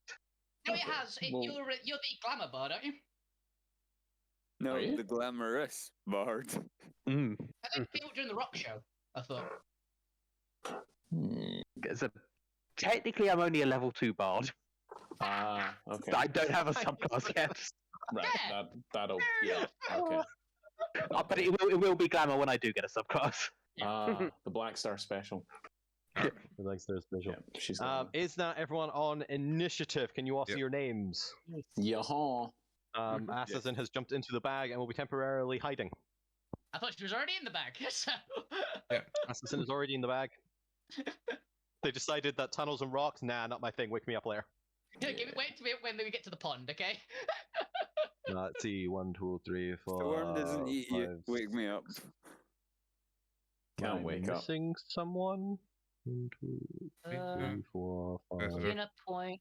Oh no, 7. Okay, I just missed Abigail. That's fine. Abigail goes on the support rounds. Yeah, she's 1. She's 20 or 10. She is 1 or 10, depending on how you want to use your support rounds, but we'll get to that in a moment. Alvina, I imagine you hear something from Zormir as a giant worm shows up. Zormir, do you shout for your allies or anything? Incoming! Sweet. Or quite possibly, Alvina might just be aware because of their sort of warning of danger. Yeah. Sort of warning, Barbarian already has the ability as well, so... Well, Alvina is 45 feet away, so she can just make it. So, both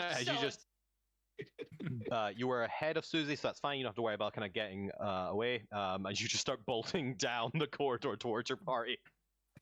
Full on running, drawing both swords, raging.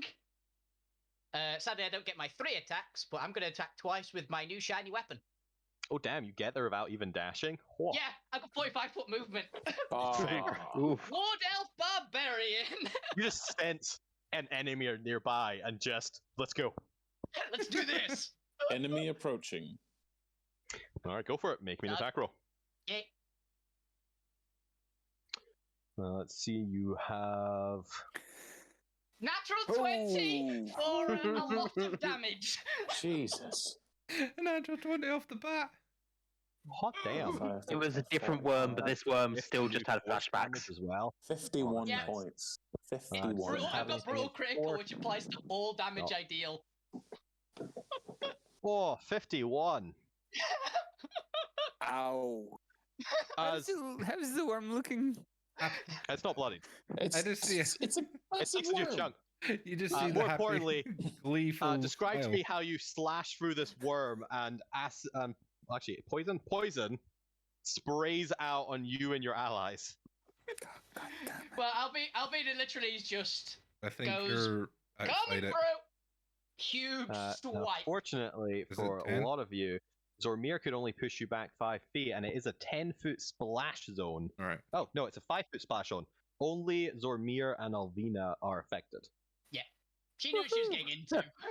So Zormir has saved you off 4 poison damage. 1, 2, or at least saved Point and Lou from 4 poison damage. But Alvina and Zormir, unfortunately, you guys are going to take it. Yeah, she knew. She saw it at some point. Actually, she didn't. But yeah, that's your first attack. Let's go my for a second attack. As the Amethyst Dragon Blade slices through the lilac porous rock of this worm, you go in and you get another slice in, dealing a little bit more damage, and unfortunately splashing yourself and Zormir with more poisoned blood, effectively kind of spraying down on you from these wounds for another 7 damage. He's like, I like this thing. I don't. No, the sword. Oh. But Alvina, is that your turn? Yeah, because I use my bonus action to rage. Nice. The Point, it is your turn. Okay. The point is going to see this coming and go, oh no, and immediately run away back to here, and we'll deploy Merida down there. All right. If you look to the followers and or party followers and companions, Merida has their own sheet that if you hover over Merida's name and drag it to the map, it will spawn the icon. Oh, that's 2 of them. You're free to place it wherever you want. It'll just resize it there. There you go. Yeah, it's nice there. big Merida weapon. She And is a we'll weapon, isn't she? use a bonus action to fire it. All right, go for it. Roll for attack. What damage does it force, right? It does force. Yeah, it's 2d8 force. Oh, sorry. I don't know, I generated the wrong one. I meant to do force ballista, not flamethrower. I need to do a dex save here. Nope. I meant this one. Let's try it again. The gun. Yeah. Do the other one. Neither one. No, not Big one against. One with actual range. There we go. 23 to hit, 15 damage. Nice. You know, If it can be pushed 5 feet back, it gets pushed 5 feet back. Goes back part of down it the- will still be in the hole, but you kind of almost like a Falls in the inflatable wave man. You push it back only for it to like come forward again. It's like those punching bags, you know, the ones that are like the ball. You're whacking Bam! it. You're whacking But more it. importantly, as more poison blood sprays upon the 2 melee characters, 9 more damage. wacky waving inflatable arm flailing tube man. Yeah, the pushing 5 feet away was better when it could actually push. Yeah, unfortunately, it just backs into a solid object, that being the hole. Does it take damage? Is there anything else you can do? I believe that was it was an action to point, bonus action to fire, wasn't it? Is that your turn? Yeah, and then movement to run back there. Yeah, that's my turn. It is now the Titan Stomach Worm's turn. They've taken quite a beating, but they are not bloodied yet. So they are going to... normally they would make 2 attacks, but they cannot make an attack with their stinger, being that it's still in the hole. In the hole. So they are just going to make a single attack. Alvina, since you did the initial attacking, did you go reckless at all? I did, yes. Oof. She always goes Will reckless. ooh, it has a poison spray. I forgot it has a spray attack. I don't need to do an attack roll. I'm going to Get use them its all. venom spray. Uh-oh. As in a 15-foot cube. Ooh, interesting. Kind of hovering above the party, although Oh, one it's like a second. mortar, not a blast. That's cool. I can move somewhat forward. It will only get the party nearby, so Fukio and the point are safe. However, I am going to need Lou, Alvina, and Zormir to give me a Constitution saving throw against poison. Okay, I actually don't get my advantage on this one then. Fucking, what the fuck did I roll I there? get 23 though. Holy- you don't need it. I rolled a 2. Plus 7. Ooh, as unfortunate for you guys, the Titan Stomach Worm Venom Spray is incredibly potent. Noxious poison. As you take 30 poison damage for those who failed, half on a success for Alvina for 15. And for those who did fail, you now receive the poisoned conditioned for 1 minute, and you can repeat the saving throw at the end of your turn, ending the effect on a success. Oof. Sucks to be you guys. Yep. But that is the poison spray. It's not bloodied yet, so it's not going to potentially run or anything. It's going to attempt to still stand its ground, and also at the end of its turn, it's going to do a recharge to see if it gets its poison spray for next round. It does not, it only gets back on a 6. I was curious, because the other one I don't think ever rolled a 5, so it was like, oh, does it? Does it? Is that 5 6? No, it takes quite a lot out of it to conjure enough of the poison, given that it's constantly just spewing it out of its porous skin. But that is the Titan Stomach Worm. That is the equivalent of just coughing up blood, isn't it? It's a cover with stomach acid, I assume. Something like that. Well, that's the thing. It's a stone-like sponge that is designed to absorb and destroy bacteria inside the Stone Titan. If you take Legend to go by. Oh, I thought it was like a parasite. That's cool. They're actually intention. They're like antibodies. I like that. Yep. They're bad antibodies. I mean, not if you were a virus, you guys then make a normal Yes, antibody. the virus. We are the virus. Yeah. It's like saying Adventurers are the real plague. It's like saying that the police are evil because we're criminals. Professor, it is your turn. Is this the same kind of worm that we fought previously? I've got a lot of yes. moving parts to my thing. So, Yours so has I another have. big amethyst scash in it now. Yeah, that's interesting. Does that. as well.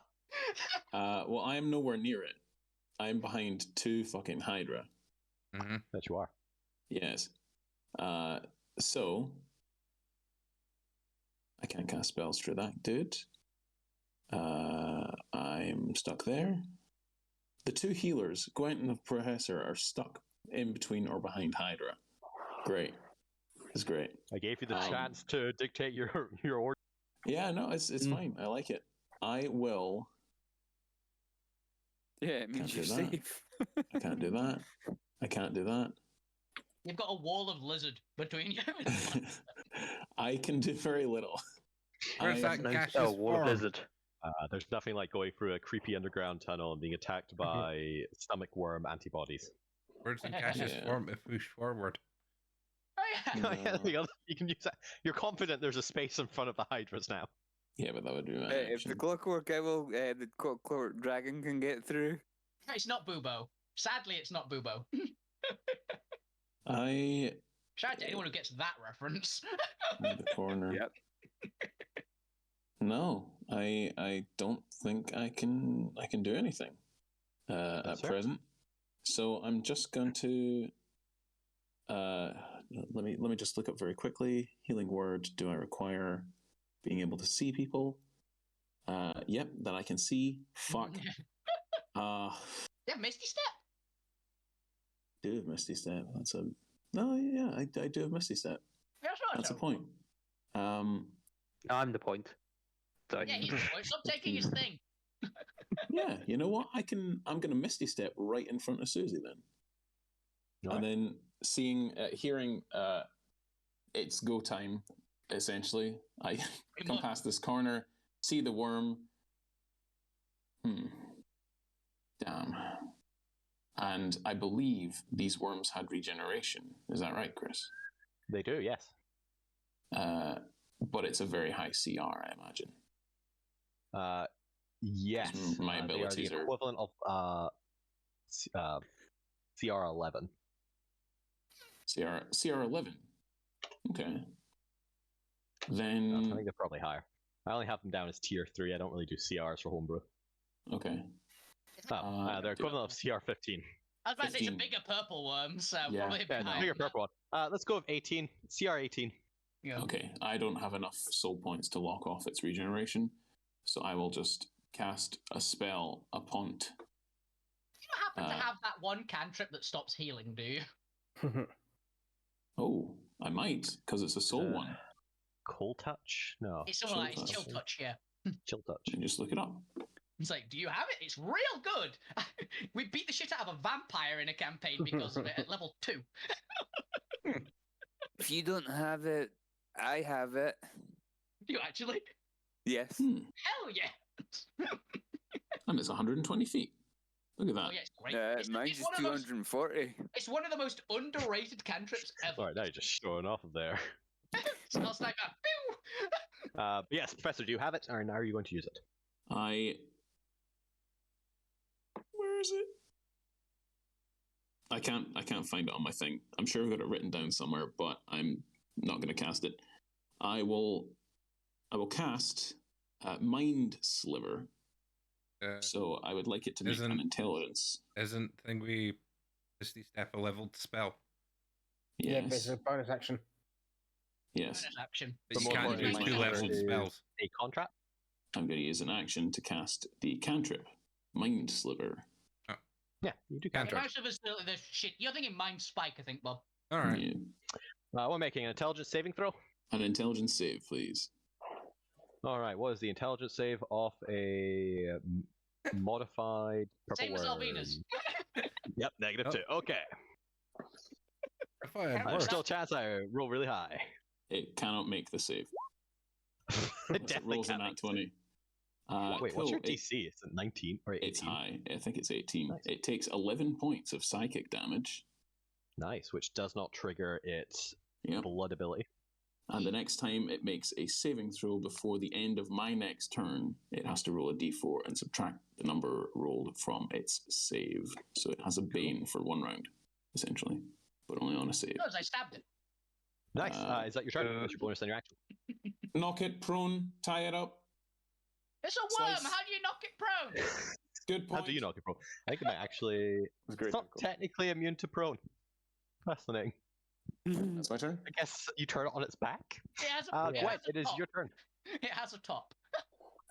Can I use my bonus action to jab Susie in the butt a bit so she walks forward a touch? He's pissed off. Remember, that's probably the You can use your movement to attempt to squeeze and either push Susie forward, try to squeeze past it. Yes, but you will only get the one chance. I'll let you do either a animal handling or a athletics check to kind of either attempt Susie forward or squeeze through him. Animal handling, because my athletics is trash. It's not bad. All right. You give a little jab, but not hard enough that the Susie would turn around and try to eat you. But just enough to coax them forward a little bit and kind of park a little bit in the slightly larger, more spacious kind of central here, giving you just enough room to kind of move past.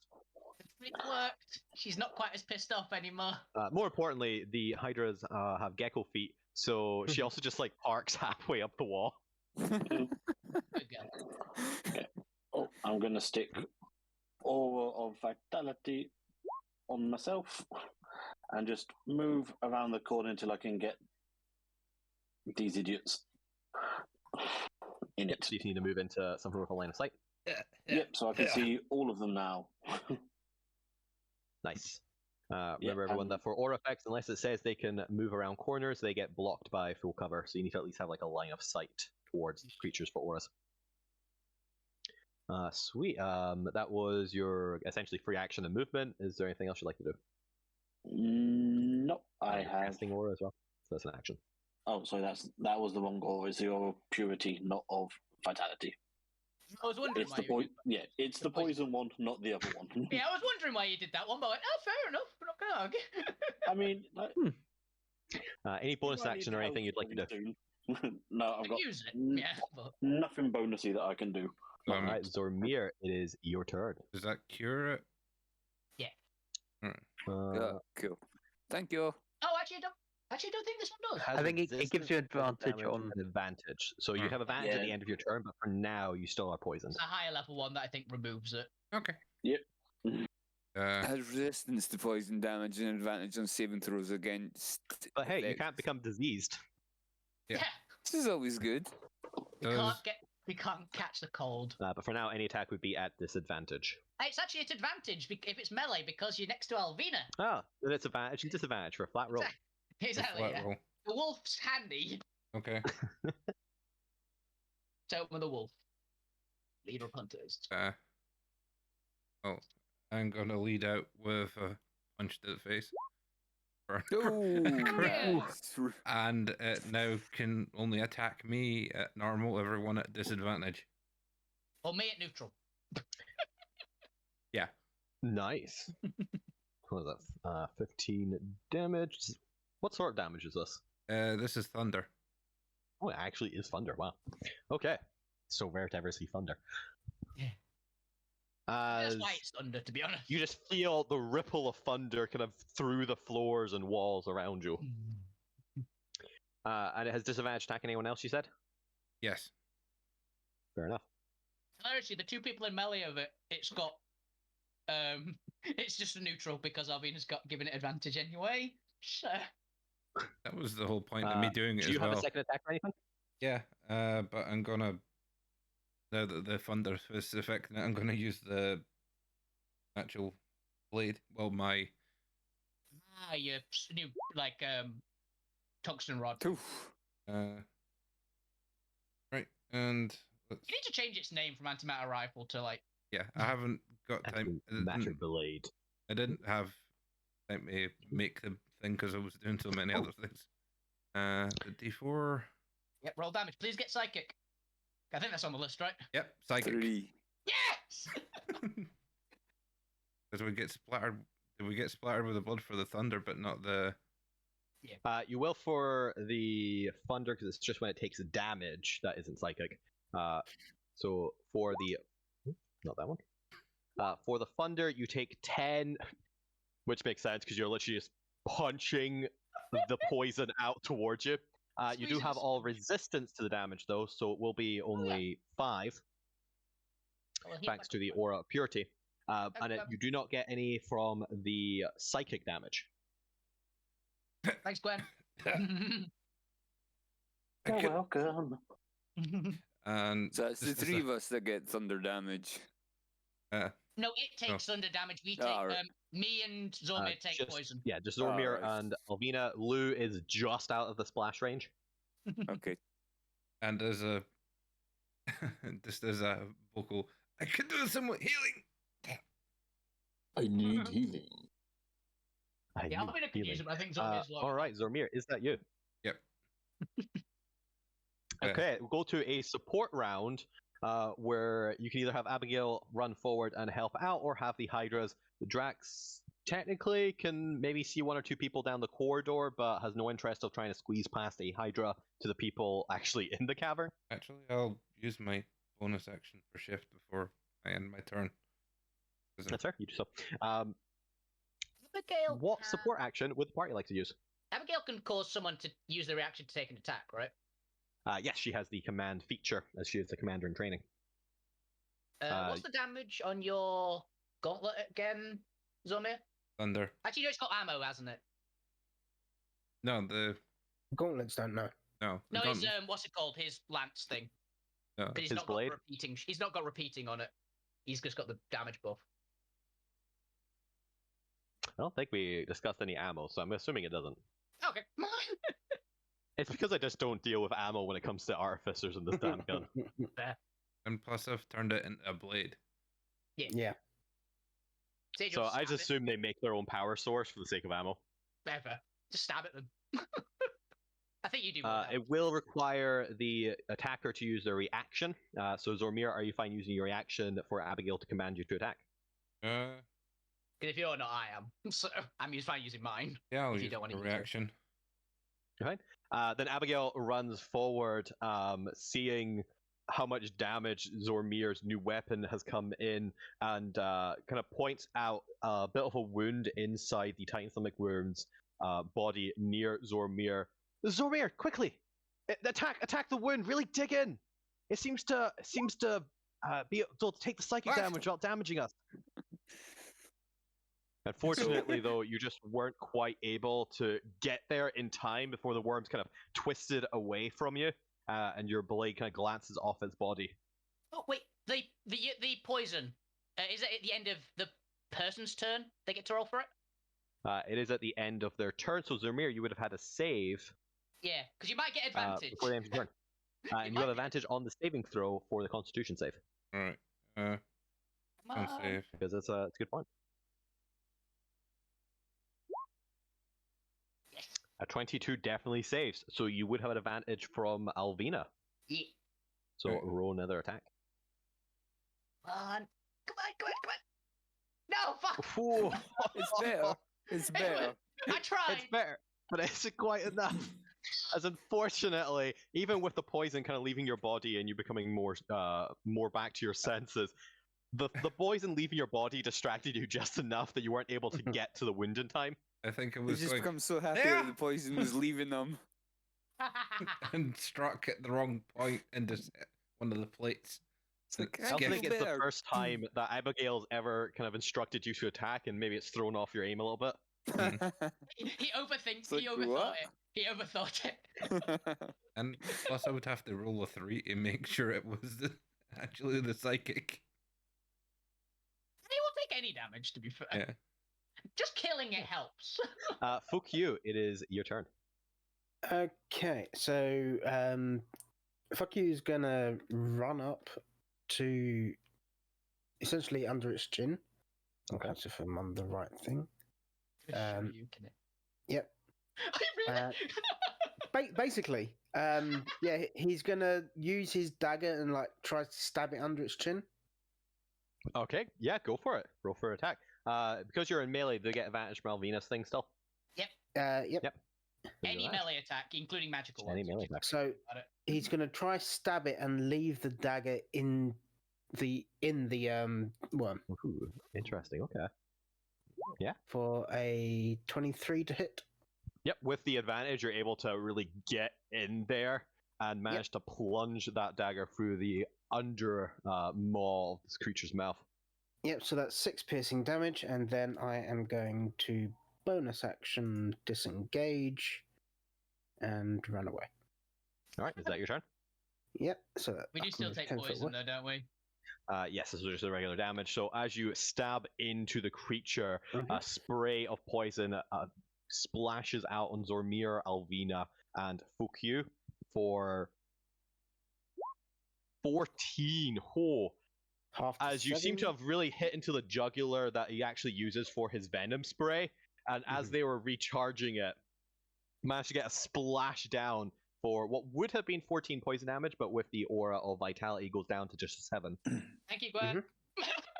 Thank you. All right, and with that, Lou Grim, it's your turn.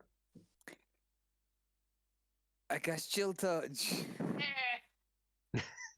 Nice. I believe that's an attack roll. Yeah. Yes. Make a ranged spell attack roll. Remember, you are still poisoned, however, and this is a ranged spell, so this will be at disadvantage. Yeah. Oh, okay. You don't get advantage from Alvina, unfortunately. Yeah, so melee, unfortunately. What key was it for a disadvantage? You are poisoned. Catharo. I think he's trying to ask how to do it. That's it. Cheers. It's been a while. Been a while. Unfortunately, your first attack on a 12 misses. Oh, as the worm rolls out of the way. Yeah. I don't think Chill Touch gets multiple attacks. That's only no. No, I didn't realize that I'd done it twice. No, they double clicked, and unfortunately, the second one was much better. Yep. Darn. So, unfortunately, unless you want to twist destiny, I think that's you. It might be worth it. I don't know. Ah! Twist it, you'd get the second roll. Yes, go on. Go on. Because it's so well, I'm just going to take the second roll there for 8 necrotic damage. And as you blast in, actually, I don't think it's blasting, I think it's like a skeletal hand. As your ghostly skeletal hand, I'm just imagining it slapping the worm. Yeah, it's just big slapping it across the face. Dealing the damage. The worm, the skeletal hand's imprint seems to linger on the surface of the worm and actually corrodes the porous skin of the creature, splashing a bit of poison down on everyone, as it does. For 12 half to 6 poison damage, but the necrotic damage actually seems to be eroding away more off the skin than initially expected, doubling the damage dealt. It appears to be vulnerable to necrotic damage. It does. Frantically takes it. Hold on, let me write this actually down. As well as that, it has cannot regain hit points. Yep. And it is not undead, so I don't care about that effect. What kind of worm was this again? It is a Titan stomach worm. Titan stomach. Vulnerable to... Whereas Alvina's got it in her notes, apparently pumice worm. Pumice worm. Lou Grim, that was your action to do it. Have you got any bonus actions or anything, or would you like to move or anything before the end of your turn? I'm going to move back a bit. Yeah, that's fair. What is the range of this thing? Are you within range for me to opportunity attack? I think you said 10 feet last time, so you might be. Yeah, you know that the worm seems to be able to stretch a little bit and attack. Are you willing to risk an opportunity attack to get out of the way? I don't have my reaction to... I was going, do you want to, Zome? Because yours has got other uses than mine. Mine is just hit.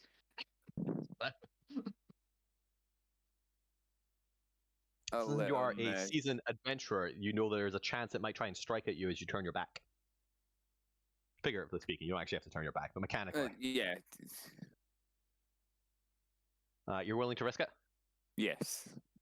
Because I'm going to take an opportunity attack because it doesn't have a reaction for anything else. I believe it has disadvantage from Zormir on attacking anyone else. Yep. So let's go ahead. It has a +9 to hit for a natural 1 on that disadvantage. As it looks like it's about to go strike for Lou, but given that Zormir is the one giving the disadvantage, Zormir does something. I assume either bangs against like a shield or does something to kind of pull its attention there. And it doesn't, it just stops mid-attack. It just reels back and stares at Zormir. Is that what you do? You just shout, hey. Hey, whoa! Stop The one just stops, looks back at you. Hey! It is now your second support round. You've already used Abigail's ability. Who else's ability would you like to use? You either use Susie's or you can have Drax. Inspire somebody it can see. Question about if we ask can Susie only- to do hers. You can only see me, right, Drax? They can see Susan Gregor. You see the Hydras? They can get pointers to the Hydra. I don't think they'll actually. I don't think it'll work because I don't think the Hydras have a language, but you can try. Well, they can telepath. The problem is the Hydras With an couldn't really intelligence do- one Hydra? How about this? Sorry. How about this? Can we have, because I know aboleths can do mental enslavement, can we do Drax moving, essentially herding the Hydra past? Please no, that's asking for problems. Yeah, and I'm having a look at his mechanical support action here. It does not say enslavement. Herd Hydra is not on his list. Yeah, it's almost like this is while this is a role-playing experience, it's also still a game. I have Herd the a Hydra. question. Use the tentacles and whip. This is far too small a corridor for Susie to be able to breath weapon down and not just kill everyone in the party, right? That would be correct, yes. Mm-hmm. Yeah. I just say we'll be fine. Yeah, we could just skip. To be fair, it's move the one of the Hydras few down. situations where Abigail is the main support. Yeah. Because considering that 1, 2, 3, 4, 5, 6 minimum people will get hit by her breath weapon. How many people can go down the hole? In that case, Alvina, it is your turn. Could I use my reaction on that support round to slap Susie to make her go further forward then? To create like a go forward thing? She can move her forward on your turn if you like. It won't affect her support. There's still too many people between the three of you. But just for you, Professor, the Drax asks if you want to let him invade your mind so he can give you pointers. No. I'm afraid you don't get a D10. The Drax will only give his inspiration to people who he can telepathically communicate with. Alvina, it is your turn. Alvina's gonna slicey.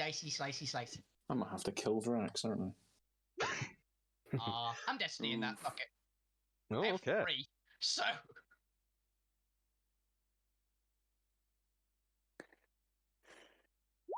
$22, that's better. 22 slices in, dealing 18 damage, and also more poison spray. Also, Luke, give me a Constitution saving throw at advantage because you ended your turn and can lose the poison potentially. And it's 2d8 poison for the rest of you. So for Alvina and Zormir, that's 11 half to 5. 17. I believe that makes it. What is it? DC 16? It does make it. You are no longer poisoned. Nice, Luke. Oh, and I believe that the worm is bloodied. Look. I'm pretty sure it's bloodied like 2 attacks ago, but I lost track. 22 again. 22 comes in for another 19 damage. Getting another. The worm's definitely looking very beat up. The necrotic in its side starting to eat through more of its body as well as you're slashing entire chunks of it off. And then her left hand's gonna come around because she's dual wielding. Splash of poison. Take 5 half to 2 poison as you do that, and unfortunately a 15. You don't quite manage to land the full third attack in there. The normal sword bounces off, unfortunately. Not enough rage on it. It's her left hand. She's right-handed. Not too fair. You don't take any more poison. As I believe that's your turn. Anything else you'd like to do? I'm good. I'm good on that. All right. The point is your turn. Right, who's looking like they're not doing so good? And Alvina's pretty hurt, but I think Zome's nearly dead. Okay, in that case, the point will run down to. Oh, damn. Selecting so I can move. To heal, which is the convenient bit. So... You assume I'm not going to run away again immediately afterwards. You have to disengage, it's going to eat you otherwise. Mm-hmm. Okay, yeah. Well, I will cast action on Lou. You know that it doesn't have a reaction yet. Oh, yeah. Okay, good. I will still cast Cure Wounds on Zormir. Just level 1. Mechanically minded enough and seasoned adventurers to be aware of your opponent's overreach. Given that it's especially one opponent, it's quite easy to track. Oh, I did not mean to do it at 3rd level. Hang on. 17. I could have done it. You start blasting them full of healing. It's like, oh, wait, I'm going to take some of that healing back there. I didn't mean that. I drain life from you. There we go, that's better. You get 4. You get 4.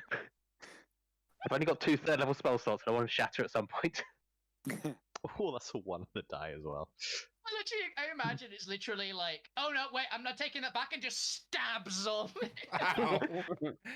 Good luck trying to stab me. Somebody's like, oh, I feel a lot better. It's like, oh no, I don't feel so good now. I'm sorry, you got 2 health. Bang! So, pump Zormir full of life energy, then Meredith takes some out to shoot with. How much health are you on, Zormir, by the way? 31. Point, you have a bonus action? Yeah, I'm gonna have to heal. There's the button. The heal, yeah. You had like half of. Alvina's got. I'm slightly better than you. There we go, and shoot with. Well, unfortunately, the worms learn to duck it as it blasts into the wall behind. And if you'd like to move, go ahead. As we move on to the Titan Stomach Worm's turn, its healing is cut off, so it's no longer able to heal. Its necrotic starts burning more into its body, and the Titan Worm is feeling incredibly weak now. It's already bloodied, but it can still smell infection inside the Titan. It needs to take it out, but it won't be able to do it alone. There's only one thing an antibody can do in this scenario. Oh no. It begins wailing, echoing through the land. You can feel this high-pitched ring erupting from the Titan Stomach Worm's mouth as the echo is vibrating through the tunnels now. It feels incredibly painful and uncomfortable to the ears as you can hear or feel vibrations further off. It's very evident what this Titan Worm's trying to do. It's trying to summon more Titan Worms. Oh dear. Time to go. As that is its action to do a call of the Titan Worm. Or the Titan Stomach Worm. Professor, it is your turn. This worm is continuing to just wail out for reinforcements. It's found an infection. So who's looking bad? Alvina and Zormir. Alvina and Zormir both looking bad. And Zormir's about to go as well. So I'm going to cast a rather exciting new spell from Strixhaven. And I found it and I thought that works really well for the professor. So everyone who would see, so I guess just Drax really, and maybe Abigail because she's nearby. The professor begins moving their hands in an almost Doctor Strange sort of way, and their hands begin interlocking, in fact, and one arm detaches at the elbow, and it's just sort of like a whole rigmarole sort of thing until it looks like just almost like a periscope kind of looking thing that just begins to blast out this black wave in a 10-foot radius sphere centered on a point within range. I'm going to center it on the worm, obviously. It's going to catch Zormir. However, I am going to careful spell that. This is where it rolls like 80 damage, kills Zormir. Yeah. I need the worm to roll a Constitution saving throw, please. And remember, it has a -D4. Because no one has used that yet. Yeah. A Constitution saving throw. It does have proficiency. It has a D4 and Bane to it, but does it have any reason for disadvantage? I don't think I have poisoned it or anything, so I don't think so. No. Okay. So I'm just gonna roll it without the D4 just yet to see if it makes a difference. Because that is a 19. Oh, it's an 18 DC, isn't it? I need to look this up at last. Hold on. Switch to spells tab. DC 18. Oh, don't forget to mind your D4. Yeah, that's why if it's a 1, it's fine. Saves, yeah. So it is going to come down to this D4. Yeah, this is great. I love it. Are you ready? Come on. Let's see if the worm. Oh, yes. As it takes, it's about to fend off. I assume necrotic damage you're doing. It is. It's a spell from Strixhaven called Wither and Bloom. Ooh. They really named it Wither and Bloom. Wither and Bloom. So essentially just a ball of blackness, but also you can make out just flecks of light energy and almost the ticking of clockwork gears. And as I hit into it, it's like an hourglass going super speeded time. The areas that it hits begin to just turn to sand and slough away. And meanwhile, you swear you can hear the ticking of almost like a clock in reverse. Zormir, you get to roll 2 hit dice and regain a number of hit points equal to that roll plus 5, which for an artificer is D10s. Yeah. D8. Yeah. Cool. So you get to roll. You get to roll 2 of your hit dice if you wish. That's if you wish, of course. Yeah, He's got the lowest health of the half casters, unfortunately. Yeah.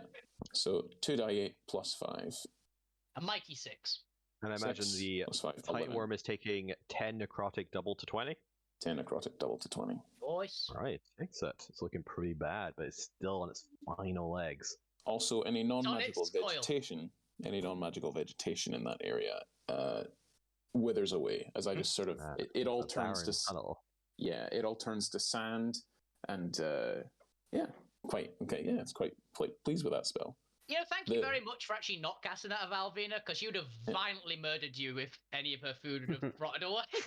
Sorry about that. The material component's a withered vine twisted into a loop, so I had him sort of rip off his own arm and twist it into like a knot.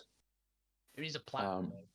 I'm Leave a components pouch or something. Is there anything else you'd like to do as a bonus action or anything? Bonus action, it would just be a spell. I can move some sorcery, some soul points around. You do that. In the background, Gwent, it is your turn. Or I can move away. So, is Zormir and Alvina actually looking okay now? Plus.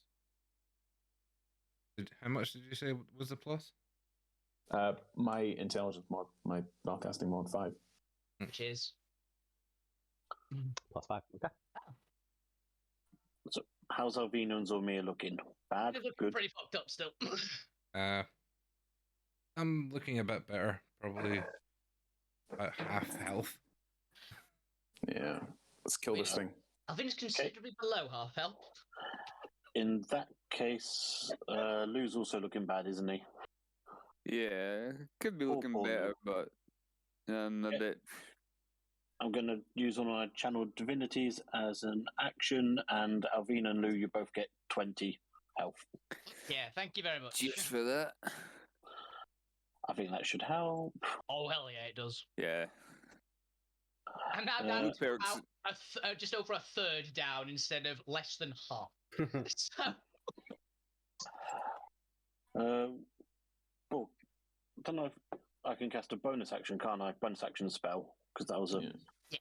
Yeah. Then I'll just hit Alvina with a healing word for another 12. Hell yeah, thank you very much. Yep, and then I'm good. Thank you. Thanks, Gwen. Another one from So current rage chant. Thanks, Gwen. Thanks, Gwen. Thanks, Gwen. Thanks, Gwen. All right. Is that Gwen's full turn? Yep. All right, then Zormir, is your turn.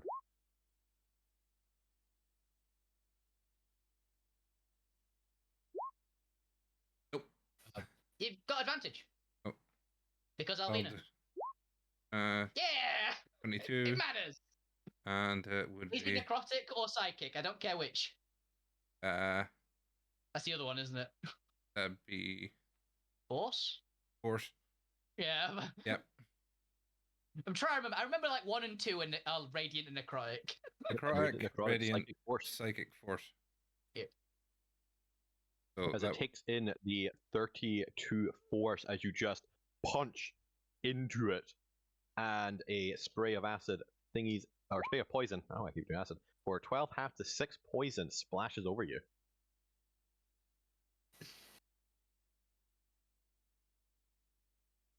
Is that was your attack at advantage? Do you have a second attack? Second attack. I don't think I have that. Who was the 14 at 16? Just what? Misses by 2. Seems pretty tough. They're made of rocks. A porous rock-like substance, similar to the kind of blood red rock around you as well. They've got similar structural integrity. Mithril pumice worm. And I'll use a bonus action to Guardian Armor defensive field. So gain 9 temporary hit points. Alright, beautiful. Is that your turn? Yep. Alright, we go back to support round where you can have Abigail instruct someone to attack if you'd like. Yeah, I think that's a good shout. Still right. Yeah. Alright. Who would you like her to declare? What does your reaction do, Zomir? Like your reaction ability you've got? My reaction abilities, I can. Well, I've only got a flash or hit it with a shield, but knocks it 15 feet back. So. I thought you had like a parry or something. No, I thought I had something better than that, but no, it's if he. Can flash like boost saving throws?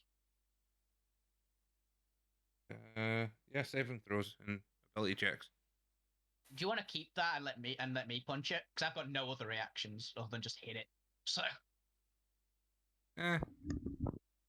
Depends if you want to use save the. This is how the Abigail Alvina friendship deepens, or if they just become our standard go-to pair. If you think you can finish it off, go for it then.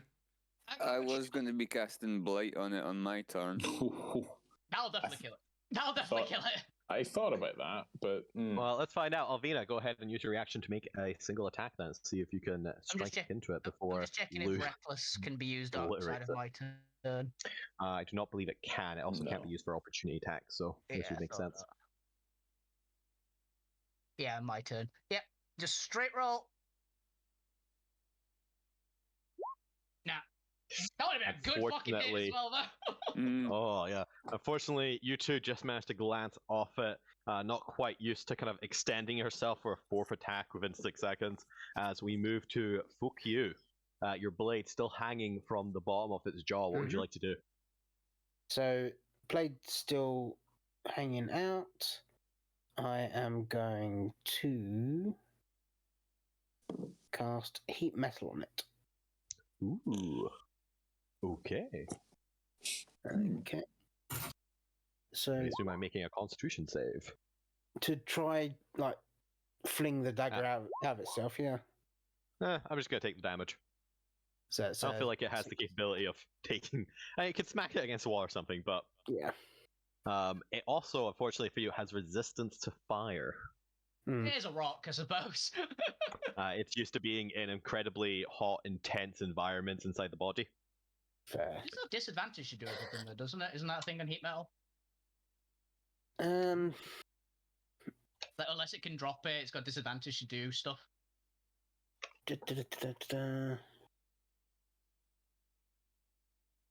We'll find out in a moment. Fukyu, is there anything else you would like to do? Yeah, disadvantage on attack rolls and ability checks. I believe that was a... Is that an action to cast? Oh yeah, it is. It is an action to cast, yeah. Has disadvantage on attack rolls and ability checks at the start of its next turn. Mm-hmm. Nice. Literally saved one of my players in Geddon's life. That ability. That's how I know. Mm-hmm. Can't do any bonus its next turn, to be fair. Yeah, I'm just going to move behind Merida. Yeah, that's fair. Luke Grimm, then, it looks like you have a chance to finish this thing off. What would you like to do? Does this mean Neil's going to kill Still again? Potentially. To be honest, if he uses blight on it. He's earned it if he uses blight. To be fair. Yeah. So I didn't want to use my 4th level spell. We might need to dimension door. There's other things coming. You might not want to waste As it continues to wail in this high-pitched screech that I'm not even going to attempt to do because that will murder my voice. From the chill touch that I cast, I'm still feeling that necromantic energy flowing through me. Yep. So I cast Blight. Make it bigger, necromantic energy. Good. Bigger. Let the necromancy flow through you. All right, what am I doing here? I imagine it's a con save. Con save. 7. Yeah, it does have decent con save. Got a +11 for a 13 though. Yeah. It rolled a 2. That's a fail. Two con saves in a row. It's failed, and it's got con for days. It does. Man. As So with its 9 hit points left. Oh, you Oh my god! overkill. You deal 70 damage to it. Oh man! Boom! There's no kill like overkill. How would you like to Digit entirely left. just destroy this worm? Oh man! Oh man! It's just going to be Spread out from the hand. basically an overload of necrotic energy that just turns into a ball and explodes inside it. Now, That's is the- it like withering inside itself, or does it like explode out in this necrotic stone? Do you want an just- implosion or an it- explosion? explodes, so it's just Aw, like splattered thanks, all Neil. over I'm the so glad. I'm so glad I went around the corner to where I am there. As this so glad. porous, withered, decayed rock just explodes outward, splashing the party. Its wailing finally succumbs. However, in the absence of such high-pitched tone, you feel the vibrations around you. The tunnels, a buzz of activity. You can feel differing levels as if multiple creatures are now encircling the tunnels. But for now, you are out of combat. Did my little thing keeping it going like the Bridge of Khazad-dûm sort of escape from Moria thing? Has my guy found a way on / a way out kind of thing that I can just lead the party towards? Don't worry, I'm not planning on becoming Gandalf. I'm Gandalf. We established this. Let's see, you're continuing it forward. You know that this passage leads back to the party. Would you like to go north, Sorry, I did that or by accident. there's more passages to the left? Stomach worn. I mean, It also will eventually come into a stomach worm, but we'll get to that in a moment. I mean, it Thus, would the have. tale of the junk dragon ends. Does it indeed? Would you like to go north or through the smaller tunnels to the left? No, we're gonna go left. Since this would have moved before it got there, it continues going left before the stomach worm rises up, as it'll only rise up this turn.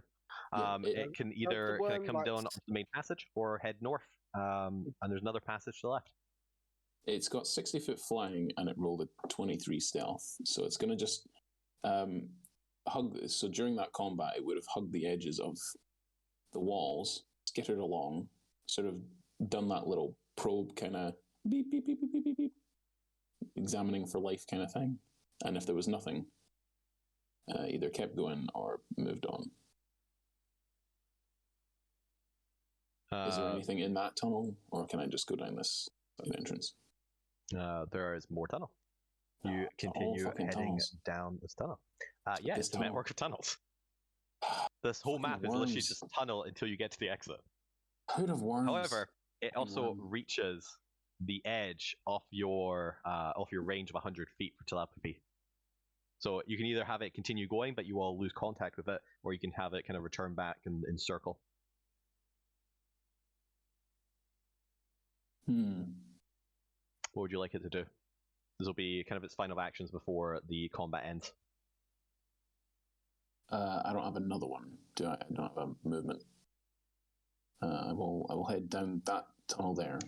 If it's No, at all the of edge this was that. happening while you guys were fighting, and it was That was exploring while in the we're background. happening. Cool. Then I'll. It comes down and eventually comes back out into this tunnel. Great. then eventually it'll come back to me. Then I'll heftily worn away from that corridor, from the corridor from which the sounds of a worm is coming. We may have to sacrifice one of the Hydra because they wouldn't get their fat asses in gear and move along the fucking tunnel like it has. I think they'll move if they see the worm coming. Well, the worm that's ahead of them. Yeah, they might stampede back. They might just trample Drax.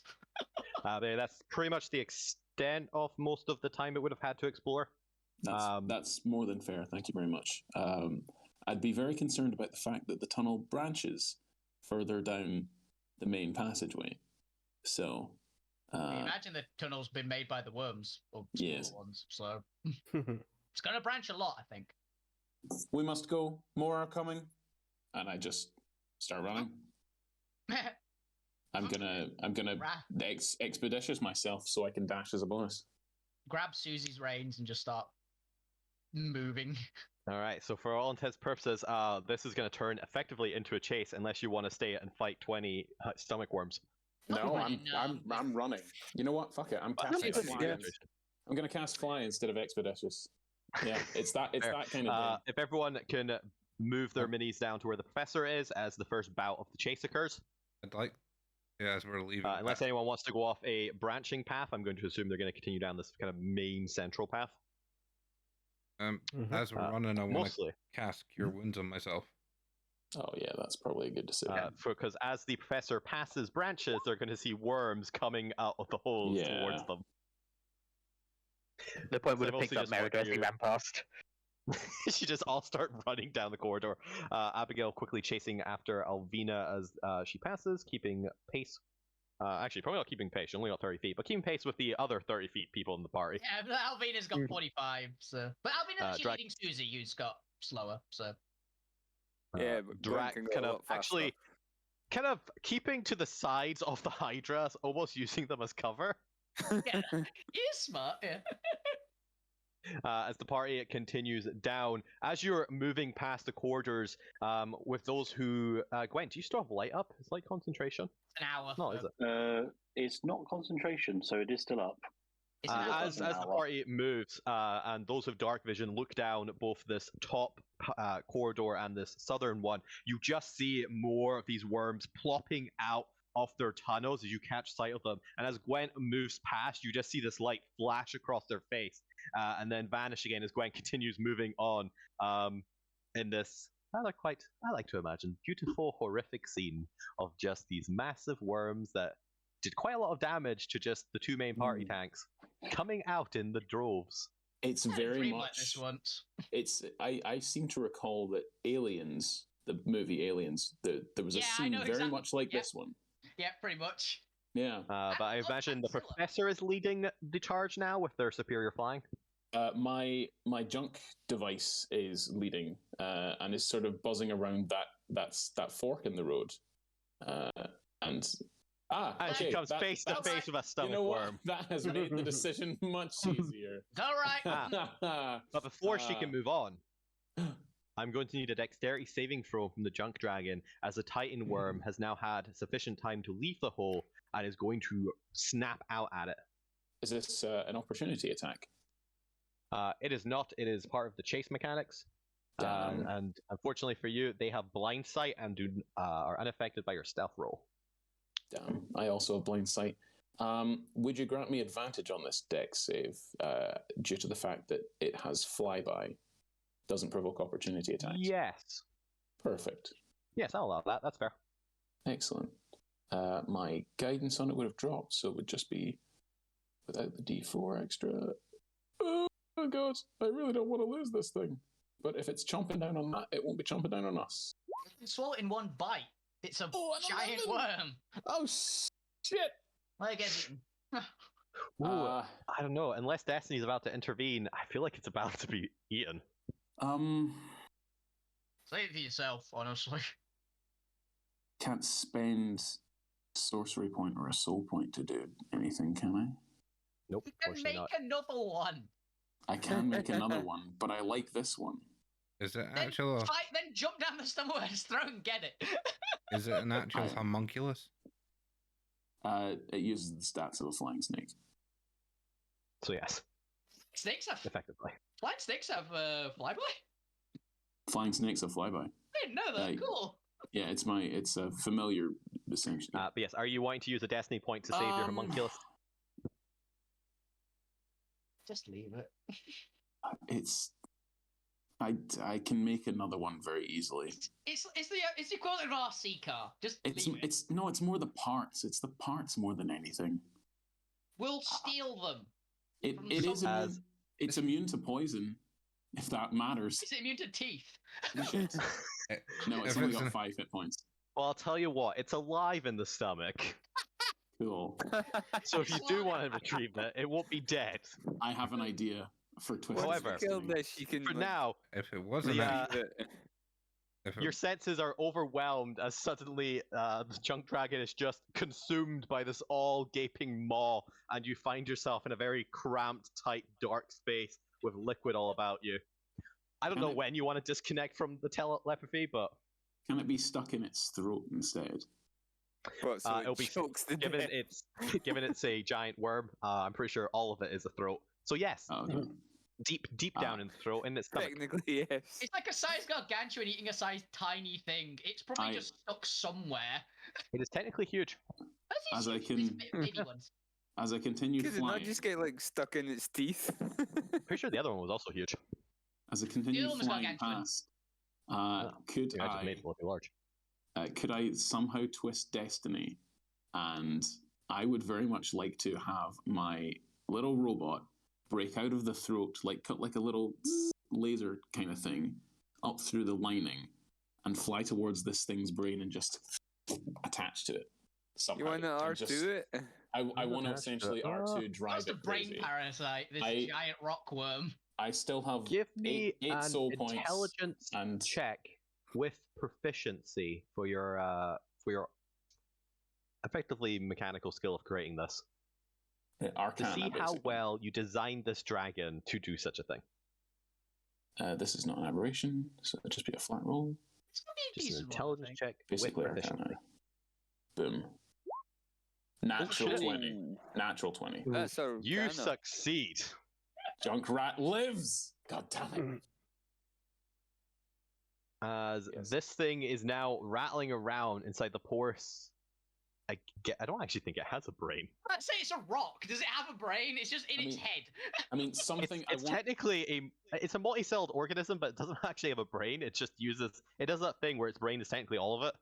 Yeah. Oh, so it's got like just a spinal cord.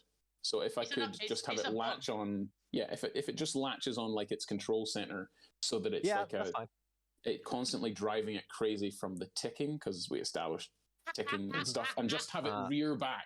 Just have the worm be rearing back so we can charge past the worm, and at the last second, the thing flies out of the ear of the thing and rejoins me at my wrist, and I will go last out of the passage if that's what it takes. Does it have ears? It must have an ear hole. It has porous holes. Yeah, it's got a hole. It has many ears, depending on how you define ears. Many ears. It doesn't have thingy canals. Ear canals. Ear canals. It's just ear canals. That makes sense. I don't know why I thought there was a fancier word there. Everyone has face holes. There probably is. But yes, if everyone wants to move up to the professor, who has managed to effectively paralyze this Titan worm as you guys are running past it. As you guys are moving, you can hear the vibrations of the other worms. It's metal as fuck. I love it. If you're gonna leave it, we'd have the TikTok croc from Peter Pan, but a giant worm. Yeah. This is the coolest thing I think I've ever done as a character. As the worms are now starting to flood into the corridor and giving chase to the party. We're gonna have to sacrifice a Hydra. No, we're not. As Drax pushes past Hydra. Yeah, having a slide between the two. So I could get past them. Interesting. As party are... Well, yeah, he said he didn't want to try. He wasn't willing to try. Yeah, he's not going to willing to get eaten by a Hydra, but he doesn't want to get eaten by a worm more. Both. As the party continues charging forward. Now, Professor, you said you're going to wait here, so who wants to take up the point as Professor is waiting to retrieve the junk dragon? Alvina will do it with Susie. She'll just tow Susie with everyone else being just dragged along with the Hydra.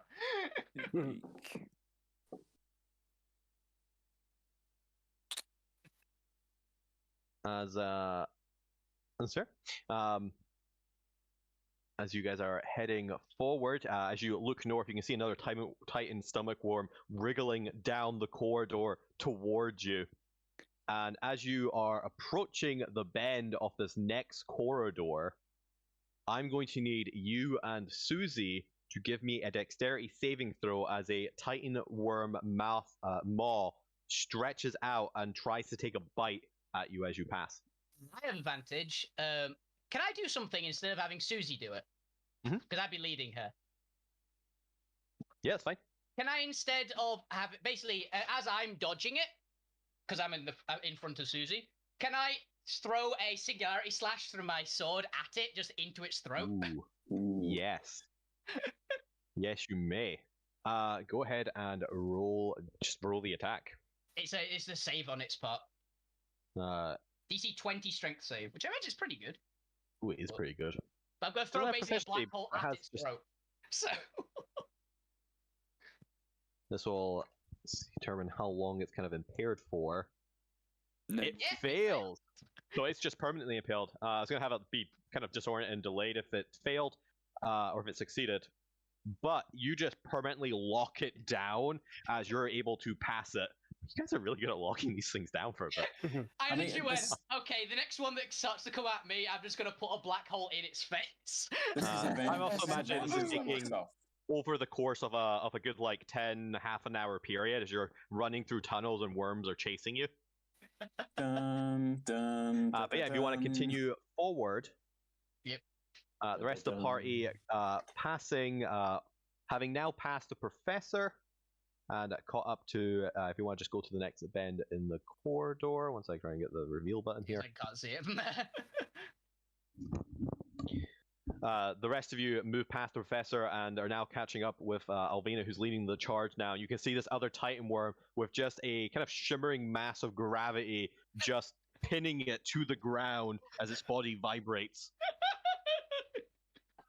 As you have all passed, Professor, you were able to attack the junk dragon now the party has passed and begin running after them now at the back. Yeah, final person in the queue. Actually, no, Abigail would be the one I would need to save, pretty much, because her dad would never forgive me. If she's in the midst of everything, it's fine. I'll just fly. Yeah, she's keeping pace with the other character, and also she's got a really good con, which brings me to my next point. As you guys are all charging and running down the corridor for a solid 10 to 30 minutes, depending on how long you want this horror to last, time passes without any remembrance. All you know is your muscles are burning for those under their own strain. For anyone who is not moving by magic, yay! Although technically your magic also comes in play because it has a limitation of a couple minutes. No. You know what? Magic also takes mental concentration, so I'm going to need everyone to give me a concentration, effectively a con save. Ah, I see. To maintain effectively stamina. Ooh. Wouldn't be a spell casting save for me? No, this one is just pure, like, actual concentration on the spell for so long as you're pushing it to its limits. It's incredibly bad from Lou. Ooh, yes. I don't have Warcaster. Warcaster would help with this, wouldn't it? Yeah, it's concentration. Yeah. Yeah, you're effectively doing a concentration check for spells. Everyone else is doing a con check for body. But I just fall to the ground rather than be exhausted. Mental exhaustion. Oh, that's a fun. That's effectively what's going on. You're really pushing the spell. Right, that's destiny pointing. There we go. A little better. It's not a nat 1, which is the important thing. Okay. More importantly, since this is your first check, and also just the only one I'm doing for this chase, let's see who failed a DC 10. So 10. That's why I was like, I'm fine with that. Anyone who has gotten a 10 to kind of 15, you're panting and you're exhausted, but everything is burning, but you're still keeping on. It's your life on the line here. Yes. I'll flash fuck you to make his a success. Yeah, If those legs, man! He's not good enough for Lou, Yeah, unfortunately. well, They failed no. too badly. He's really short. Fuck, he's slower than everyone else because he's a gnome. He's a goblin. No, he's a goblin. Oh, he's a goblin. He's still got 30 foot. Oh. That is is so the You point better as you're charging, incredibly exhausted, everything's burning, but you gotta live. Alvina, I thought that'd be higher, but still, yeah, you're too busy steering a Hydra, and it's taking a lot of energy out of you. But you're doing it. Walls and things on the way. Yeah. Zormir continue to run even under their power armor. Gwent managing to just eclipse everyone, and Gwent, are you like deliberately slowing down to not outpace Alvina? Yeah, As you that's want to why be so low because I'm trying not to run at my normal speed or get out of here. Unfortunately, when they get too far ahead and bump into a worm on the road. It's gonna be a wall at the end, and Gwent's worried. Also, Gwent. Oh, he's got light. I was about to say, Gwent's just worried about hitting the end of the corridor and just killing himself on impact. It makes a real good shield, is what I'm saying. The rest of you are just seeing these worms pop up in your vision once they like get into range or you like see them. Gwent is just having light flash across a worm, almost like in a horror scenario, only for disappear as they're continuing running. Yeah, it's not great. You don't misride Alton Towers. Lou, as you are running, unfortunately, this is much more strenuous for you than you're used to. Being an ex-cultist, you used to just stand around in robes and not run for your life. It's a slightly different feeling, as unfortunately you trip, your muscles giving out as you plunge into the ground. And what would you like to do? What is your immediate thought here as your mind is kind of consumed by the burning of your muscles as you eventually trip and you can feel the rumbling of the ground of these worms coming to devour you? What is Lou's first thought? Oh, fuck. Oh, fuck, there's a worm about to come out from underneath me and swallow me whole. Depending on where you are, you might also be worried about the Hydra trampling you. I'm in front of fuck you, but at the wall. Oh, he's ended up behind the Hydra somehow. I'm assuming because he was in the passage and the Hydra's moved ahead. That's cool. I can swoop down, seeing you fall, and pull you to your feet and dimension door us to the front. You sure you want really unfit person in front of the two Hydras now? Seeing the guy who I'm gonna be helping. The professor's selfless, but more than that, they are practical, and they recognize, and more than that, they recognize that Lou is the way into defeating Control, and if they get eaten by monsters, well, we're kind of fucked. Although I could dimension door, or I could misty step you, which would be funner. Oh, could I just somebody else? Could I misty step you onto the back of one of the Hydra? That's cool. I'm gonna seeing you fall. Squashed against the ceiling. He's not dead though. A saddlebag then. Seeing you fall, I reach out and sort of twist my hand. The lower end of the butt. Yeah, green runes escape my palm, and you just sort of disappear. Just tie him to the tail of Susie, so he's just dragged along the end, like the end of a mob hit. That's I'm running out of second level spells. But that is the where the fuck kinetic jaunt? No, that's self. Where's the other one? Whatever, I teleport you because I need you alive. Teleportation ability. Yeah, I need you alive, so I teleport you. There you go. Got it right in here. Yeah, I was like, I'm sorry, Continuing Lou. to run. If I was next to you, I'd pick you up and carry you. Unfortunately, I'm at the front. Yeah, appreciate that. Yeah. As Lou, you're just suddenly teleported away, and you find yourself attached to this Hydra. Full view with a little bit of help from Dormir. You two continue to run, and Professor, the kind of constant flashing light of Gwent's light, the shifting kind of anxiety of all of these massive stomach worms around you, and just the sheer amount of like calculations and constant analysis you're having to do in this perilous situation is really taxing your brain. You're able to push through, but You're building up a lot of stress in those mechanical parts of yours. Yeah, the body is fine, but the brain is taking a lot of a beating here. It was vortex warp, and you can move 90 feet. A warning light comes on in your little like head. Yeah. Please stop stressing. So that one's stunned for a bit. That one's out of... That one's gravity weld. That one's not getting up. And this one's still moving. This one is now moving now that the junk dragon's left it. Yeah, it's shaking it loose. This one's incapacitated, and this one's easy to move.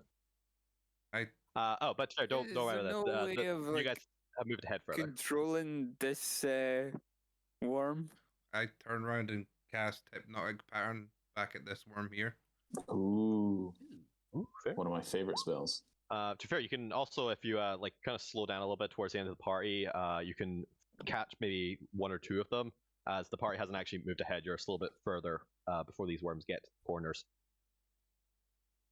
Let's just kind of shift you guys forward a little bit. It crashes into a wall. I'm gonna cast Hypnotic Pattern in a way to catch any worms that are trailing in behind us. Also, Fuck You's going to try to charm this one. Have you got Charm Monster? That one's the gravity I have Charm Monster. Yeah, I was thinking that. One of the others. I was thinking this one for all intents purposes is out of thingy. And you can throw back a Hypnotic Pattern on the ones chasing you if you'd like. Let me just double check. Wisdom. They amazingly have I can't help proficiency. to see a bit of a corridor here. That is not. Can we get this bit of darkness because it's paranoid? Shit. Okay. You feel better now? Yes. I know. It's the aura from Gwent still. That's what was throwing me. I thought it was a bigger corridor. That's fair. All right. Wisdom save. They have a proficiency, so they have a +4 amazingly. That is an 11 and 17. So one of them is going to make it. However, I'm also going to have the one that make it the second one. So it is going to be partially blocked by the now hypnotic first one. Nice. As you guys continue running down. And since you have reached effectively the end of the map, we're going to switch to Theater of the Mind for this last segment. As the party continues running, you've managed to effectively bypass the Constitution skill challenge. You've managed to block off a number of the pursuing stomach worms, and as you're just continuing to run through the darkness of these tunnels, for those with good time perception, about an hour has eclipsed since you actually entered these tunnels, and you have continued moving effectively in one direction, getting further and further away from your point of entry in what appears to be these never-ending underground tunnels that seem to span a major chunk of Titan Guts. You're actually not sure where you are in terms of the overworld map anymore. You're probably still in Titan Guts, but you have no idea exactly where it is you are in terms of your relation to the maps you've already been. I was just thinking that. But as you continue running and running, the darkness and the vibrations stretching on behind you, eventually the shifting and changing vibrations seem to slow as you seem to be outpacing the worms, or at least the worms don't seem to be perfectly tracking you for the ones you've managed to kind of block off to your path. And eventually those more erratic vibrations give way to a calmer, more rhythmic vibration. The hammering you previously heard now much more audible, actually coming down the tunnels. The vibrations in the walls much more solid. Again, every 5 minutes there is this rhythmic pounding of something, but it seems to be taking on a bit more clarity to the sound of it as you appear to be coming upon wherever it is. And eventually, as you get to the kind of continue rushing down these corridors, the erratic vibrations now seemingly gone, or at least left to the far distance, and just the extent of your kind of stamina coming to an end now, you begin to slow and pant as your muscles are raging at you from just how much you've been putting them under. As eventually you slow, coming towards the end of these tunnels, and ahead of you in the distance down a long stretch of corridor, you can see a slight hue of red light spilling from what appears to be an echoing cavernous space ahead. You can't see it, you can now clearly hear the occasional thump or ringing of something being hit every 5 minutes, echoing up from the red hue. That seems to fill a massive cavern before eventually snaking its way up into the tunnel and down towards the party. As you are, for all intents and purposes, have successfully escaped the Titan stomach worms for now.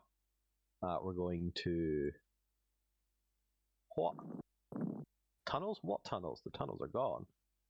Yeah. We're in a cavern now. You're at the end. Is everyone still here, alive? No. Yes. You look Where's- awful. Yes, thanks. Assassin, are you okay in there? Yes. Where's the kobold gone? She's Just in a me bag. snore. She's Yeah, I in was me just bag, thinking. don't worry. Just a snore. Shh, she's sleeping. The professor at this point, you would all notice, would sort of land over here, and out would come the little clockwork dragon again. Now, for note, you guys are still technically in the corridors. You haven't gone into the cavern yet, just because there is sound and light coming from it. But you have a moment before entering the cavern where you can take a pause and discuss quietly. You're not quite sure how echoey these caverns are, but you have a moment of respite. Probably not enough for like a short rest, unless you wanted to risk the worms catching up with you if they were still giving pursuit. No. Then, But you have then a they would moment of land. quietness. Yeah, they would land nearby on a rock, and the little clockwork dragon would unfurl from their wrist, and it's very weird to see this metal creature showing what's clearly a kind of love or affection for what's in essence, I mean, those of you who are magically inclined, it's clearly a find familiar, but yeah, it's kind of weird to see, because the professor doesn't really show affection for many things. I'm gonna pull Lou off of Susie's like back and start patching up the like missing layer of skin. He's being dragged across the roof of the cavern for about 15 minutes. Get the salve out. Yeah, I'm just gonna start patching you up with whatever I've got. It's like, you'll be fine.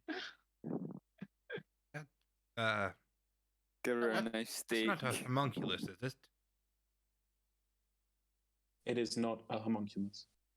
I mean, it doesn't act quite like one of the homunculus I create with a gemstone. No. What is it? Adorable is what it is. Yeah, what one? It is.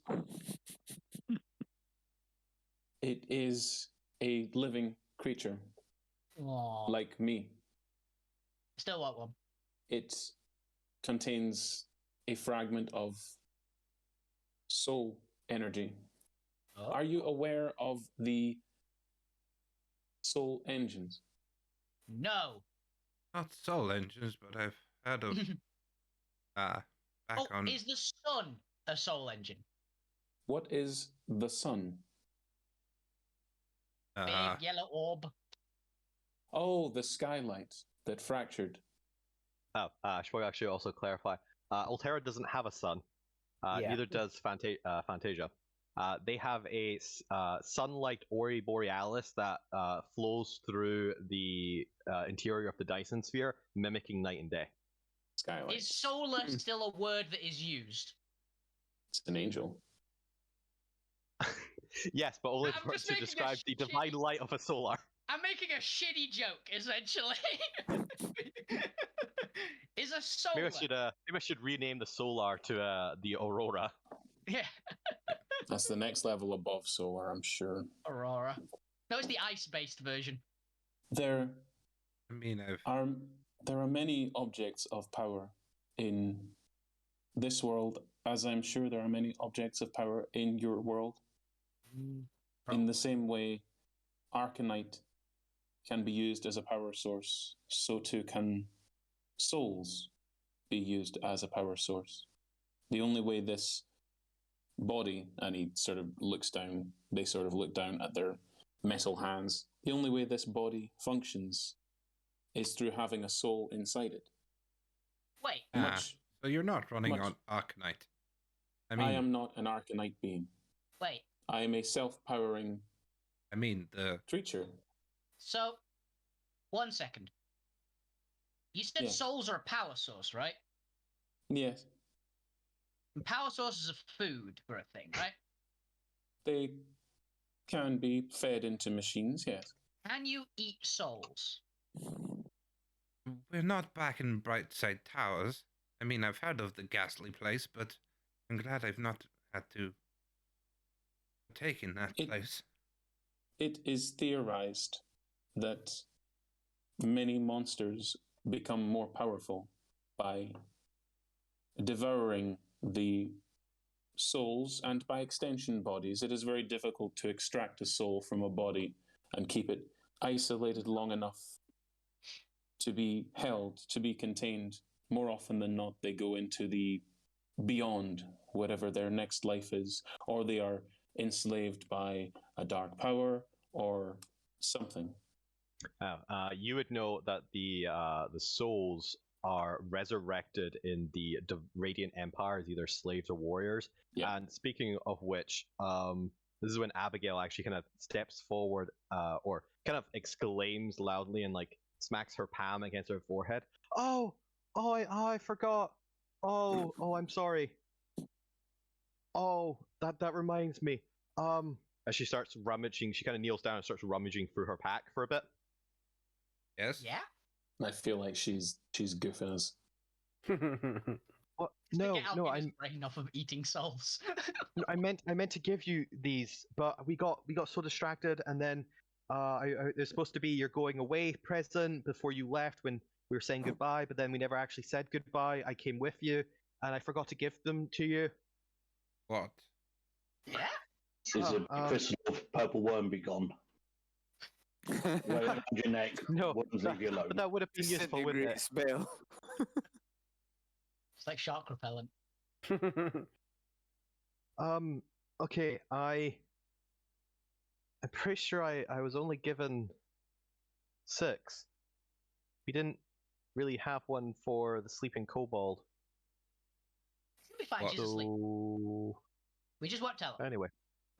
She pulls out this beautifully inscribed kind of light brown wooden box with kind of glitchings and symbology etched into it. A little metal clasp on the front. As she kind of takes it up to kind of pulls it out to show the party and kind of undoes the clasp and opens it, you can see the gleaming of a velvet interior with little kind of box compartments. And sitting in each one is a small crystal medallion, or a small crystal kind of necklace, effectively, with a small piece of silver chain attached to it. The crystal kind of sitting on the kind of piled up silver chain, and there's a slight, almost metallic gleam from the silver chain. Is this some kind of adventurers parties rating system? No, these are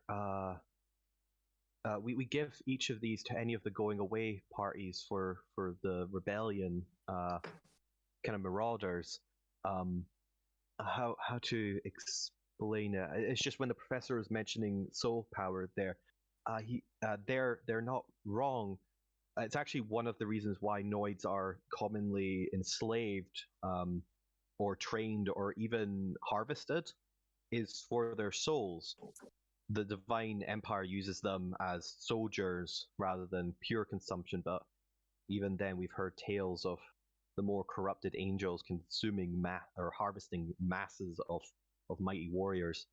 The Republic and Monarchy are much more kind of liberal with their harvesting of Noid souls. But more importantly, when you die, your soul immediately goes to the Radiant Empire, and to prevent that, we created these, or at least the leader of the rebellion did. But I have no idea how they work. The professor would probably be able to explain better than I could, since it's what they're studying. But they're called soul shards. Oh, You wear them around your neck, and when you I've heard die, for all intents and purposes, your soul effectively gets trapped in the crystal, although there's a self-destruct mechanism in there as an option. So they also allow you to effectively destroy yourself. It's kind of morbid, but you have to understand it's better than being enslaved for eternity. Mm. And it would explode. I really get that. Well, it doesn't like explode outwards. It does a small implosion. All the energy is channeled into actually destroying the soul and dispersing it, so it can't be recollected or put back together. It's effectively a last resort if you get captured. Okay. And I don't know. I had mixed feelings about giving them to you, given that, well, you seem really adamant that you're not from here, so I didn't know how well it would cross. And Ooh, I they had the mean, bright side towers. You keep mentioning that name. What is a bright side? It's like the opposite of the dark side. I still do not understand. What is a bright side towers? It's the opposite of a light side and a building. A tall building. Well, it would take a long. I guarantee I'll be. How well known is Brightside Towers in Alterra, by the way? It would only be known to anyone with planar traveling capabilities who would travel through Copper. It's known in Copper because it's one of the few factions that actually kind of deals with Noids or will trade with them actively. A lot of the other factions tend to be a bit more xenophobic towards Noids, given that Noids are kind of the lower end of the barrel there. Alvina definitely wouldn't know then. She'd have planar traveled possibly to meet the other people, but they wouldn't know what the hell Brightside Towers is.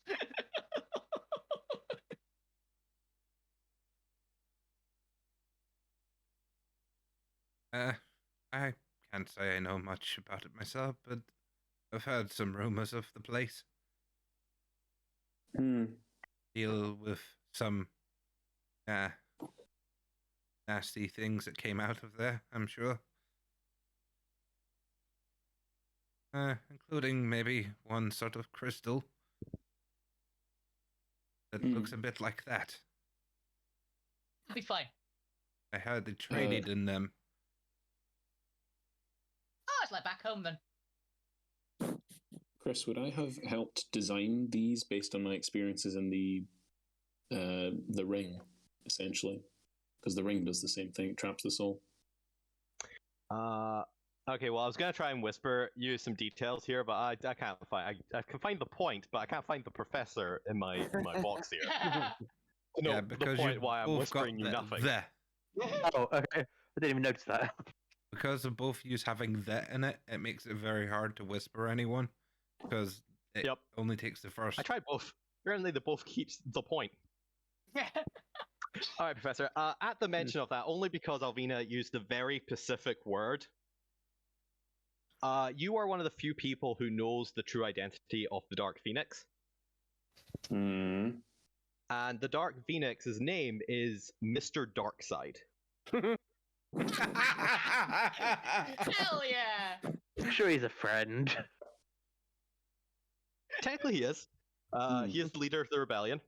He is the Dark Phoenix, known to, whenever the rebellion is snuffed out, will inevitably come back and re-rise. He's kind of an urban myth. Nobody knows if the Dark Phoenix is ever the same person each time, especially with the great distances, and there's also rumors of multiple Dark Phoenixes throughout the cosmos wherever there's a rebellion. But Professor, as you have actually met the individual, you at least know that this Dark Phoenix is an actual flesh and blood, kind of later middle-aged man. Like mid-50s? Yeah, by the name of Mr. Darkside.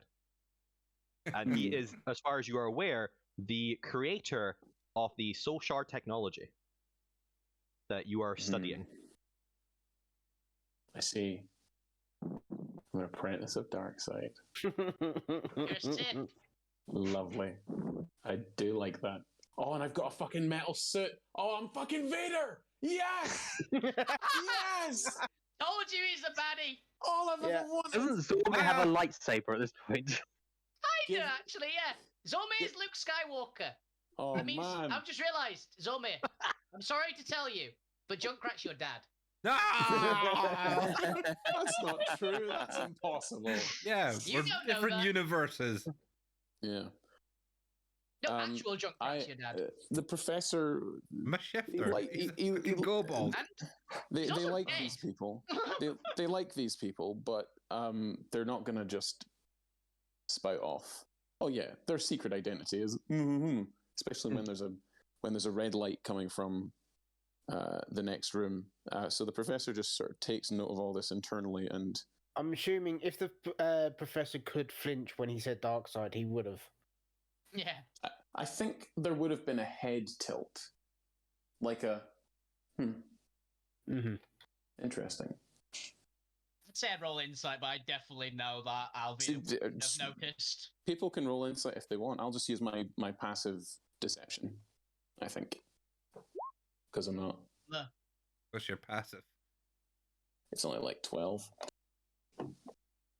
Deception. Where is it? Oh, 15. There it is. Oh! Fuck I you. mean, it notices the head tilt, but doesn't care. The points passive insight is below this, so I just wouldn't notice. This is fair. I wouldn't even know to look. I just assume Alvin is always jumpy-ish, so... I know Wait, it's action. Alvin is going to accept the soul shard and then pick up Abigail the Lou's Beaver. looking at another rock. I don't care about family trees. You guys have no idea how long I've been sitting on that one. I thought you wouldn't find out until you actually got to the rebellion outpost. Whereas it was just made as an offhand comment. Hell yeah. Shout out to me just making stupid jokes. It's better that Nothing way. is a throwaway comment. Fair. It's entirely irrelevant to the actual characters. It only matters to the players. Yeah. 100%. Crisis on Infinite Alterras. It's still going to be a thing. Yep. Been floating it for years. But anyway, in order to actually wrap up, because I told that's a good bombshell to end on, actually. Well, I was going to end on if anybody wanted to stealth forward and see into the cavern. Yes. Oh, I've got my little device. When Alvina's finished patching up Lou and hugging Abigail and telling Susie to stay, she'll creep forward. All right, so anyone who's wanting to creep forward into the cavern of red light, go ahead and give me a stealth check. Double check some passives here. And we'll see. Oh, wow, yeah, I just see that as me and Alvina both saying, "I'll take point," and bashing into each other. This is a better one. It was So, like, we both "Out start my way." sneaking forward. You bump into Alvina, and Alvina goes, "Oi," and punches you. Hey! Throws a punch back at you with a thunder fist. I think I'll just catch it. step Lou which just tries wouldn't. to push Alvina and Zormir out the way to get past. You done, just avoid us. you got done a good. good We got done a good bad. That's what I'm saying. You just avoid us as we. It's like just You see, I was like, out metal. my way. It's like Come on, come on. robot arm versus just brute strength. Just crash. we tried to remember that stealth scene in the and start a Avengers. fight. Yeah. The rest of you kind of go, "Oh shit, move away from them." It's like Iron Man and the Hulk. Yep. Actually, it's Iron Man and Thor. You know that moment where they just grab each other in the Avengers movie? I'm Iron Man. You guys are clearly Hawkeye and Hulk. No, you're No. Ultron. I'm wearing armor I am that's adhered Ultron. to me. I think Yeah, I'm more Zormir closer. is literally All in right, an Iron in Man order to let's actually wrap up here. Then you guys could chat all you want. As a few of you, I'm only got Zormir and Alvina because I could only bother clicking onto. As a few of you figuring forward into this cavern, you can see out that the tunnel leads out into what appears to be almost a raised balcony, 30 feet up. As you look down on the rest of the cavern with little pillars rising up to the ceiling, which is what the red walls are. and you can see into this lower cavern 30 feet above. Giant point. I can't make it any Alright, smaller. I think you made it. And you can That's 'cause see he's what the appears to main be point now. a massive rugs or massive kind of fabric laid along this cavern floor between the pillars, as well as some very large objects, nearly twice, 3 times your size, stationed around here, as well as just a heap of junk to the north. But just kind of looking, stepping forward, within the 5-minute period, you hear another crack of something being hammered to the south. And if you attempt to kind of peer around, which is why I'm going to assume your stealth is so terrible, not only do you catch out the corner of your eye a row of wooden spikes lining the base of this cliff beneath you, but you also look down and see what appears to be 2 giants of some variety, which the party may or may not recognize as Onis. Yep, I recognize. Hammering away at what appears to be the body of a stone giant with 2 massive void Arcanite propellers being hammered into its eye sockets. Only the base of the propellers now actually rising out of the body. And it looks like the spikes have been driven through the head. Shit, they're mine. So it's definitely dead. And you're seeing the Onis kind of hammering away, really having to like grind up these massive mechanical hammers to plunge them down to the base of the Void Arcanite spikes, effectively, that they've become given the size in relation to the giant, and being driven further and further into the skull of the stone giant. However, as you do so, you unfortunately stumble some rocks over the edge, and the Oni stop and both turn towards you, catching sight of the few of you who failed your stealth rolls, and they immediately turn invisible. Oh, fuck off. And that is where we're going to end for the day. That's in character. As there you go, That's you in have tracked down. To note, you only see the 2 propellers. There are normally 8 propellers that were stolen from your ship. Oh no. It appears that clawed feet. 6 more of them are missing from your visual line. They might be here, they might not be. That'll be for a future point to investigate. But that is today's session. You have successfully continued tracking down the Oni thieves of your void propellers. Managed to survive the tunnel of Titan stomach worms. That was fun. And have arrived into the lair of the Onis. Okay. Nice. It's a good session. Before they That's been today's session. Thank you all for playing. Thank you all for watching. Tune in next time to see what happens and if the Oni and their invisibility are able to defeat the party. We'll be fine. Just throw me some healing, please. You've got a potion. Drink. I was just You could about have to drank banish them. that on the whole time we've been going. I'm busy. Yeah. As the Onis vanish from the map. Yeah. Oh no. Only no. What please say, just for until next week, can we have the Onis just on with like some icons so I remember that there are actually Onis in existence? Because I will totally forget otherwise. Yeah, you should be. Okay.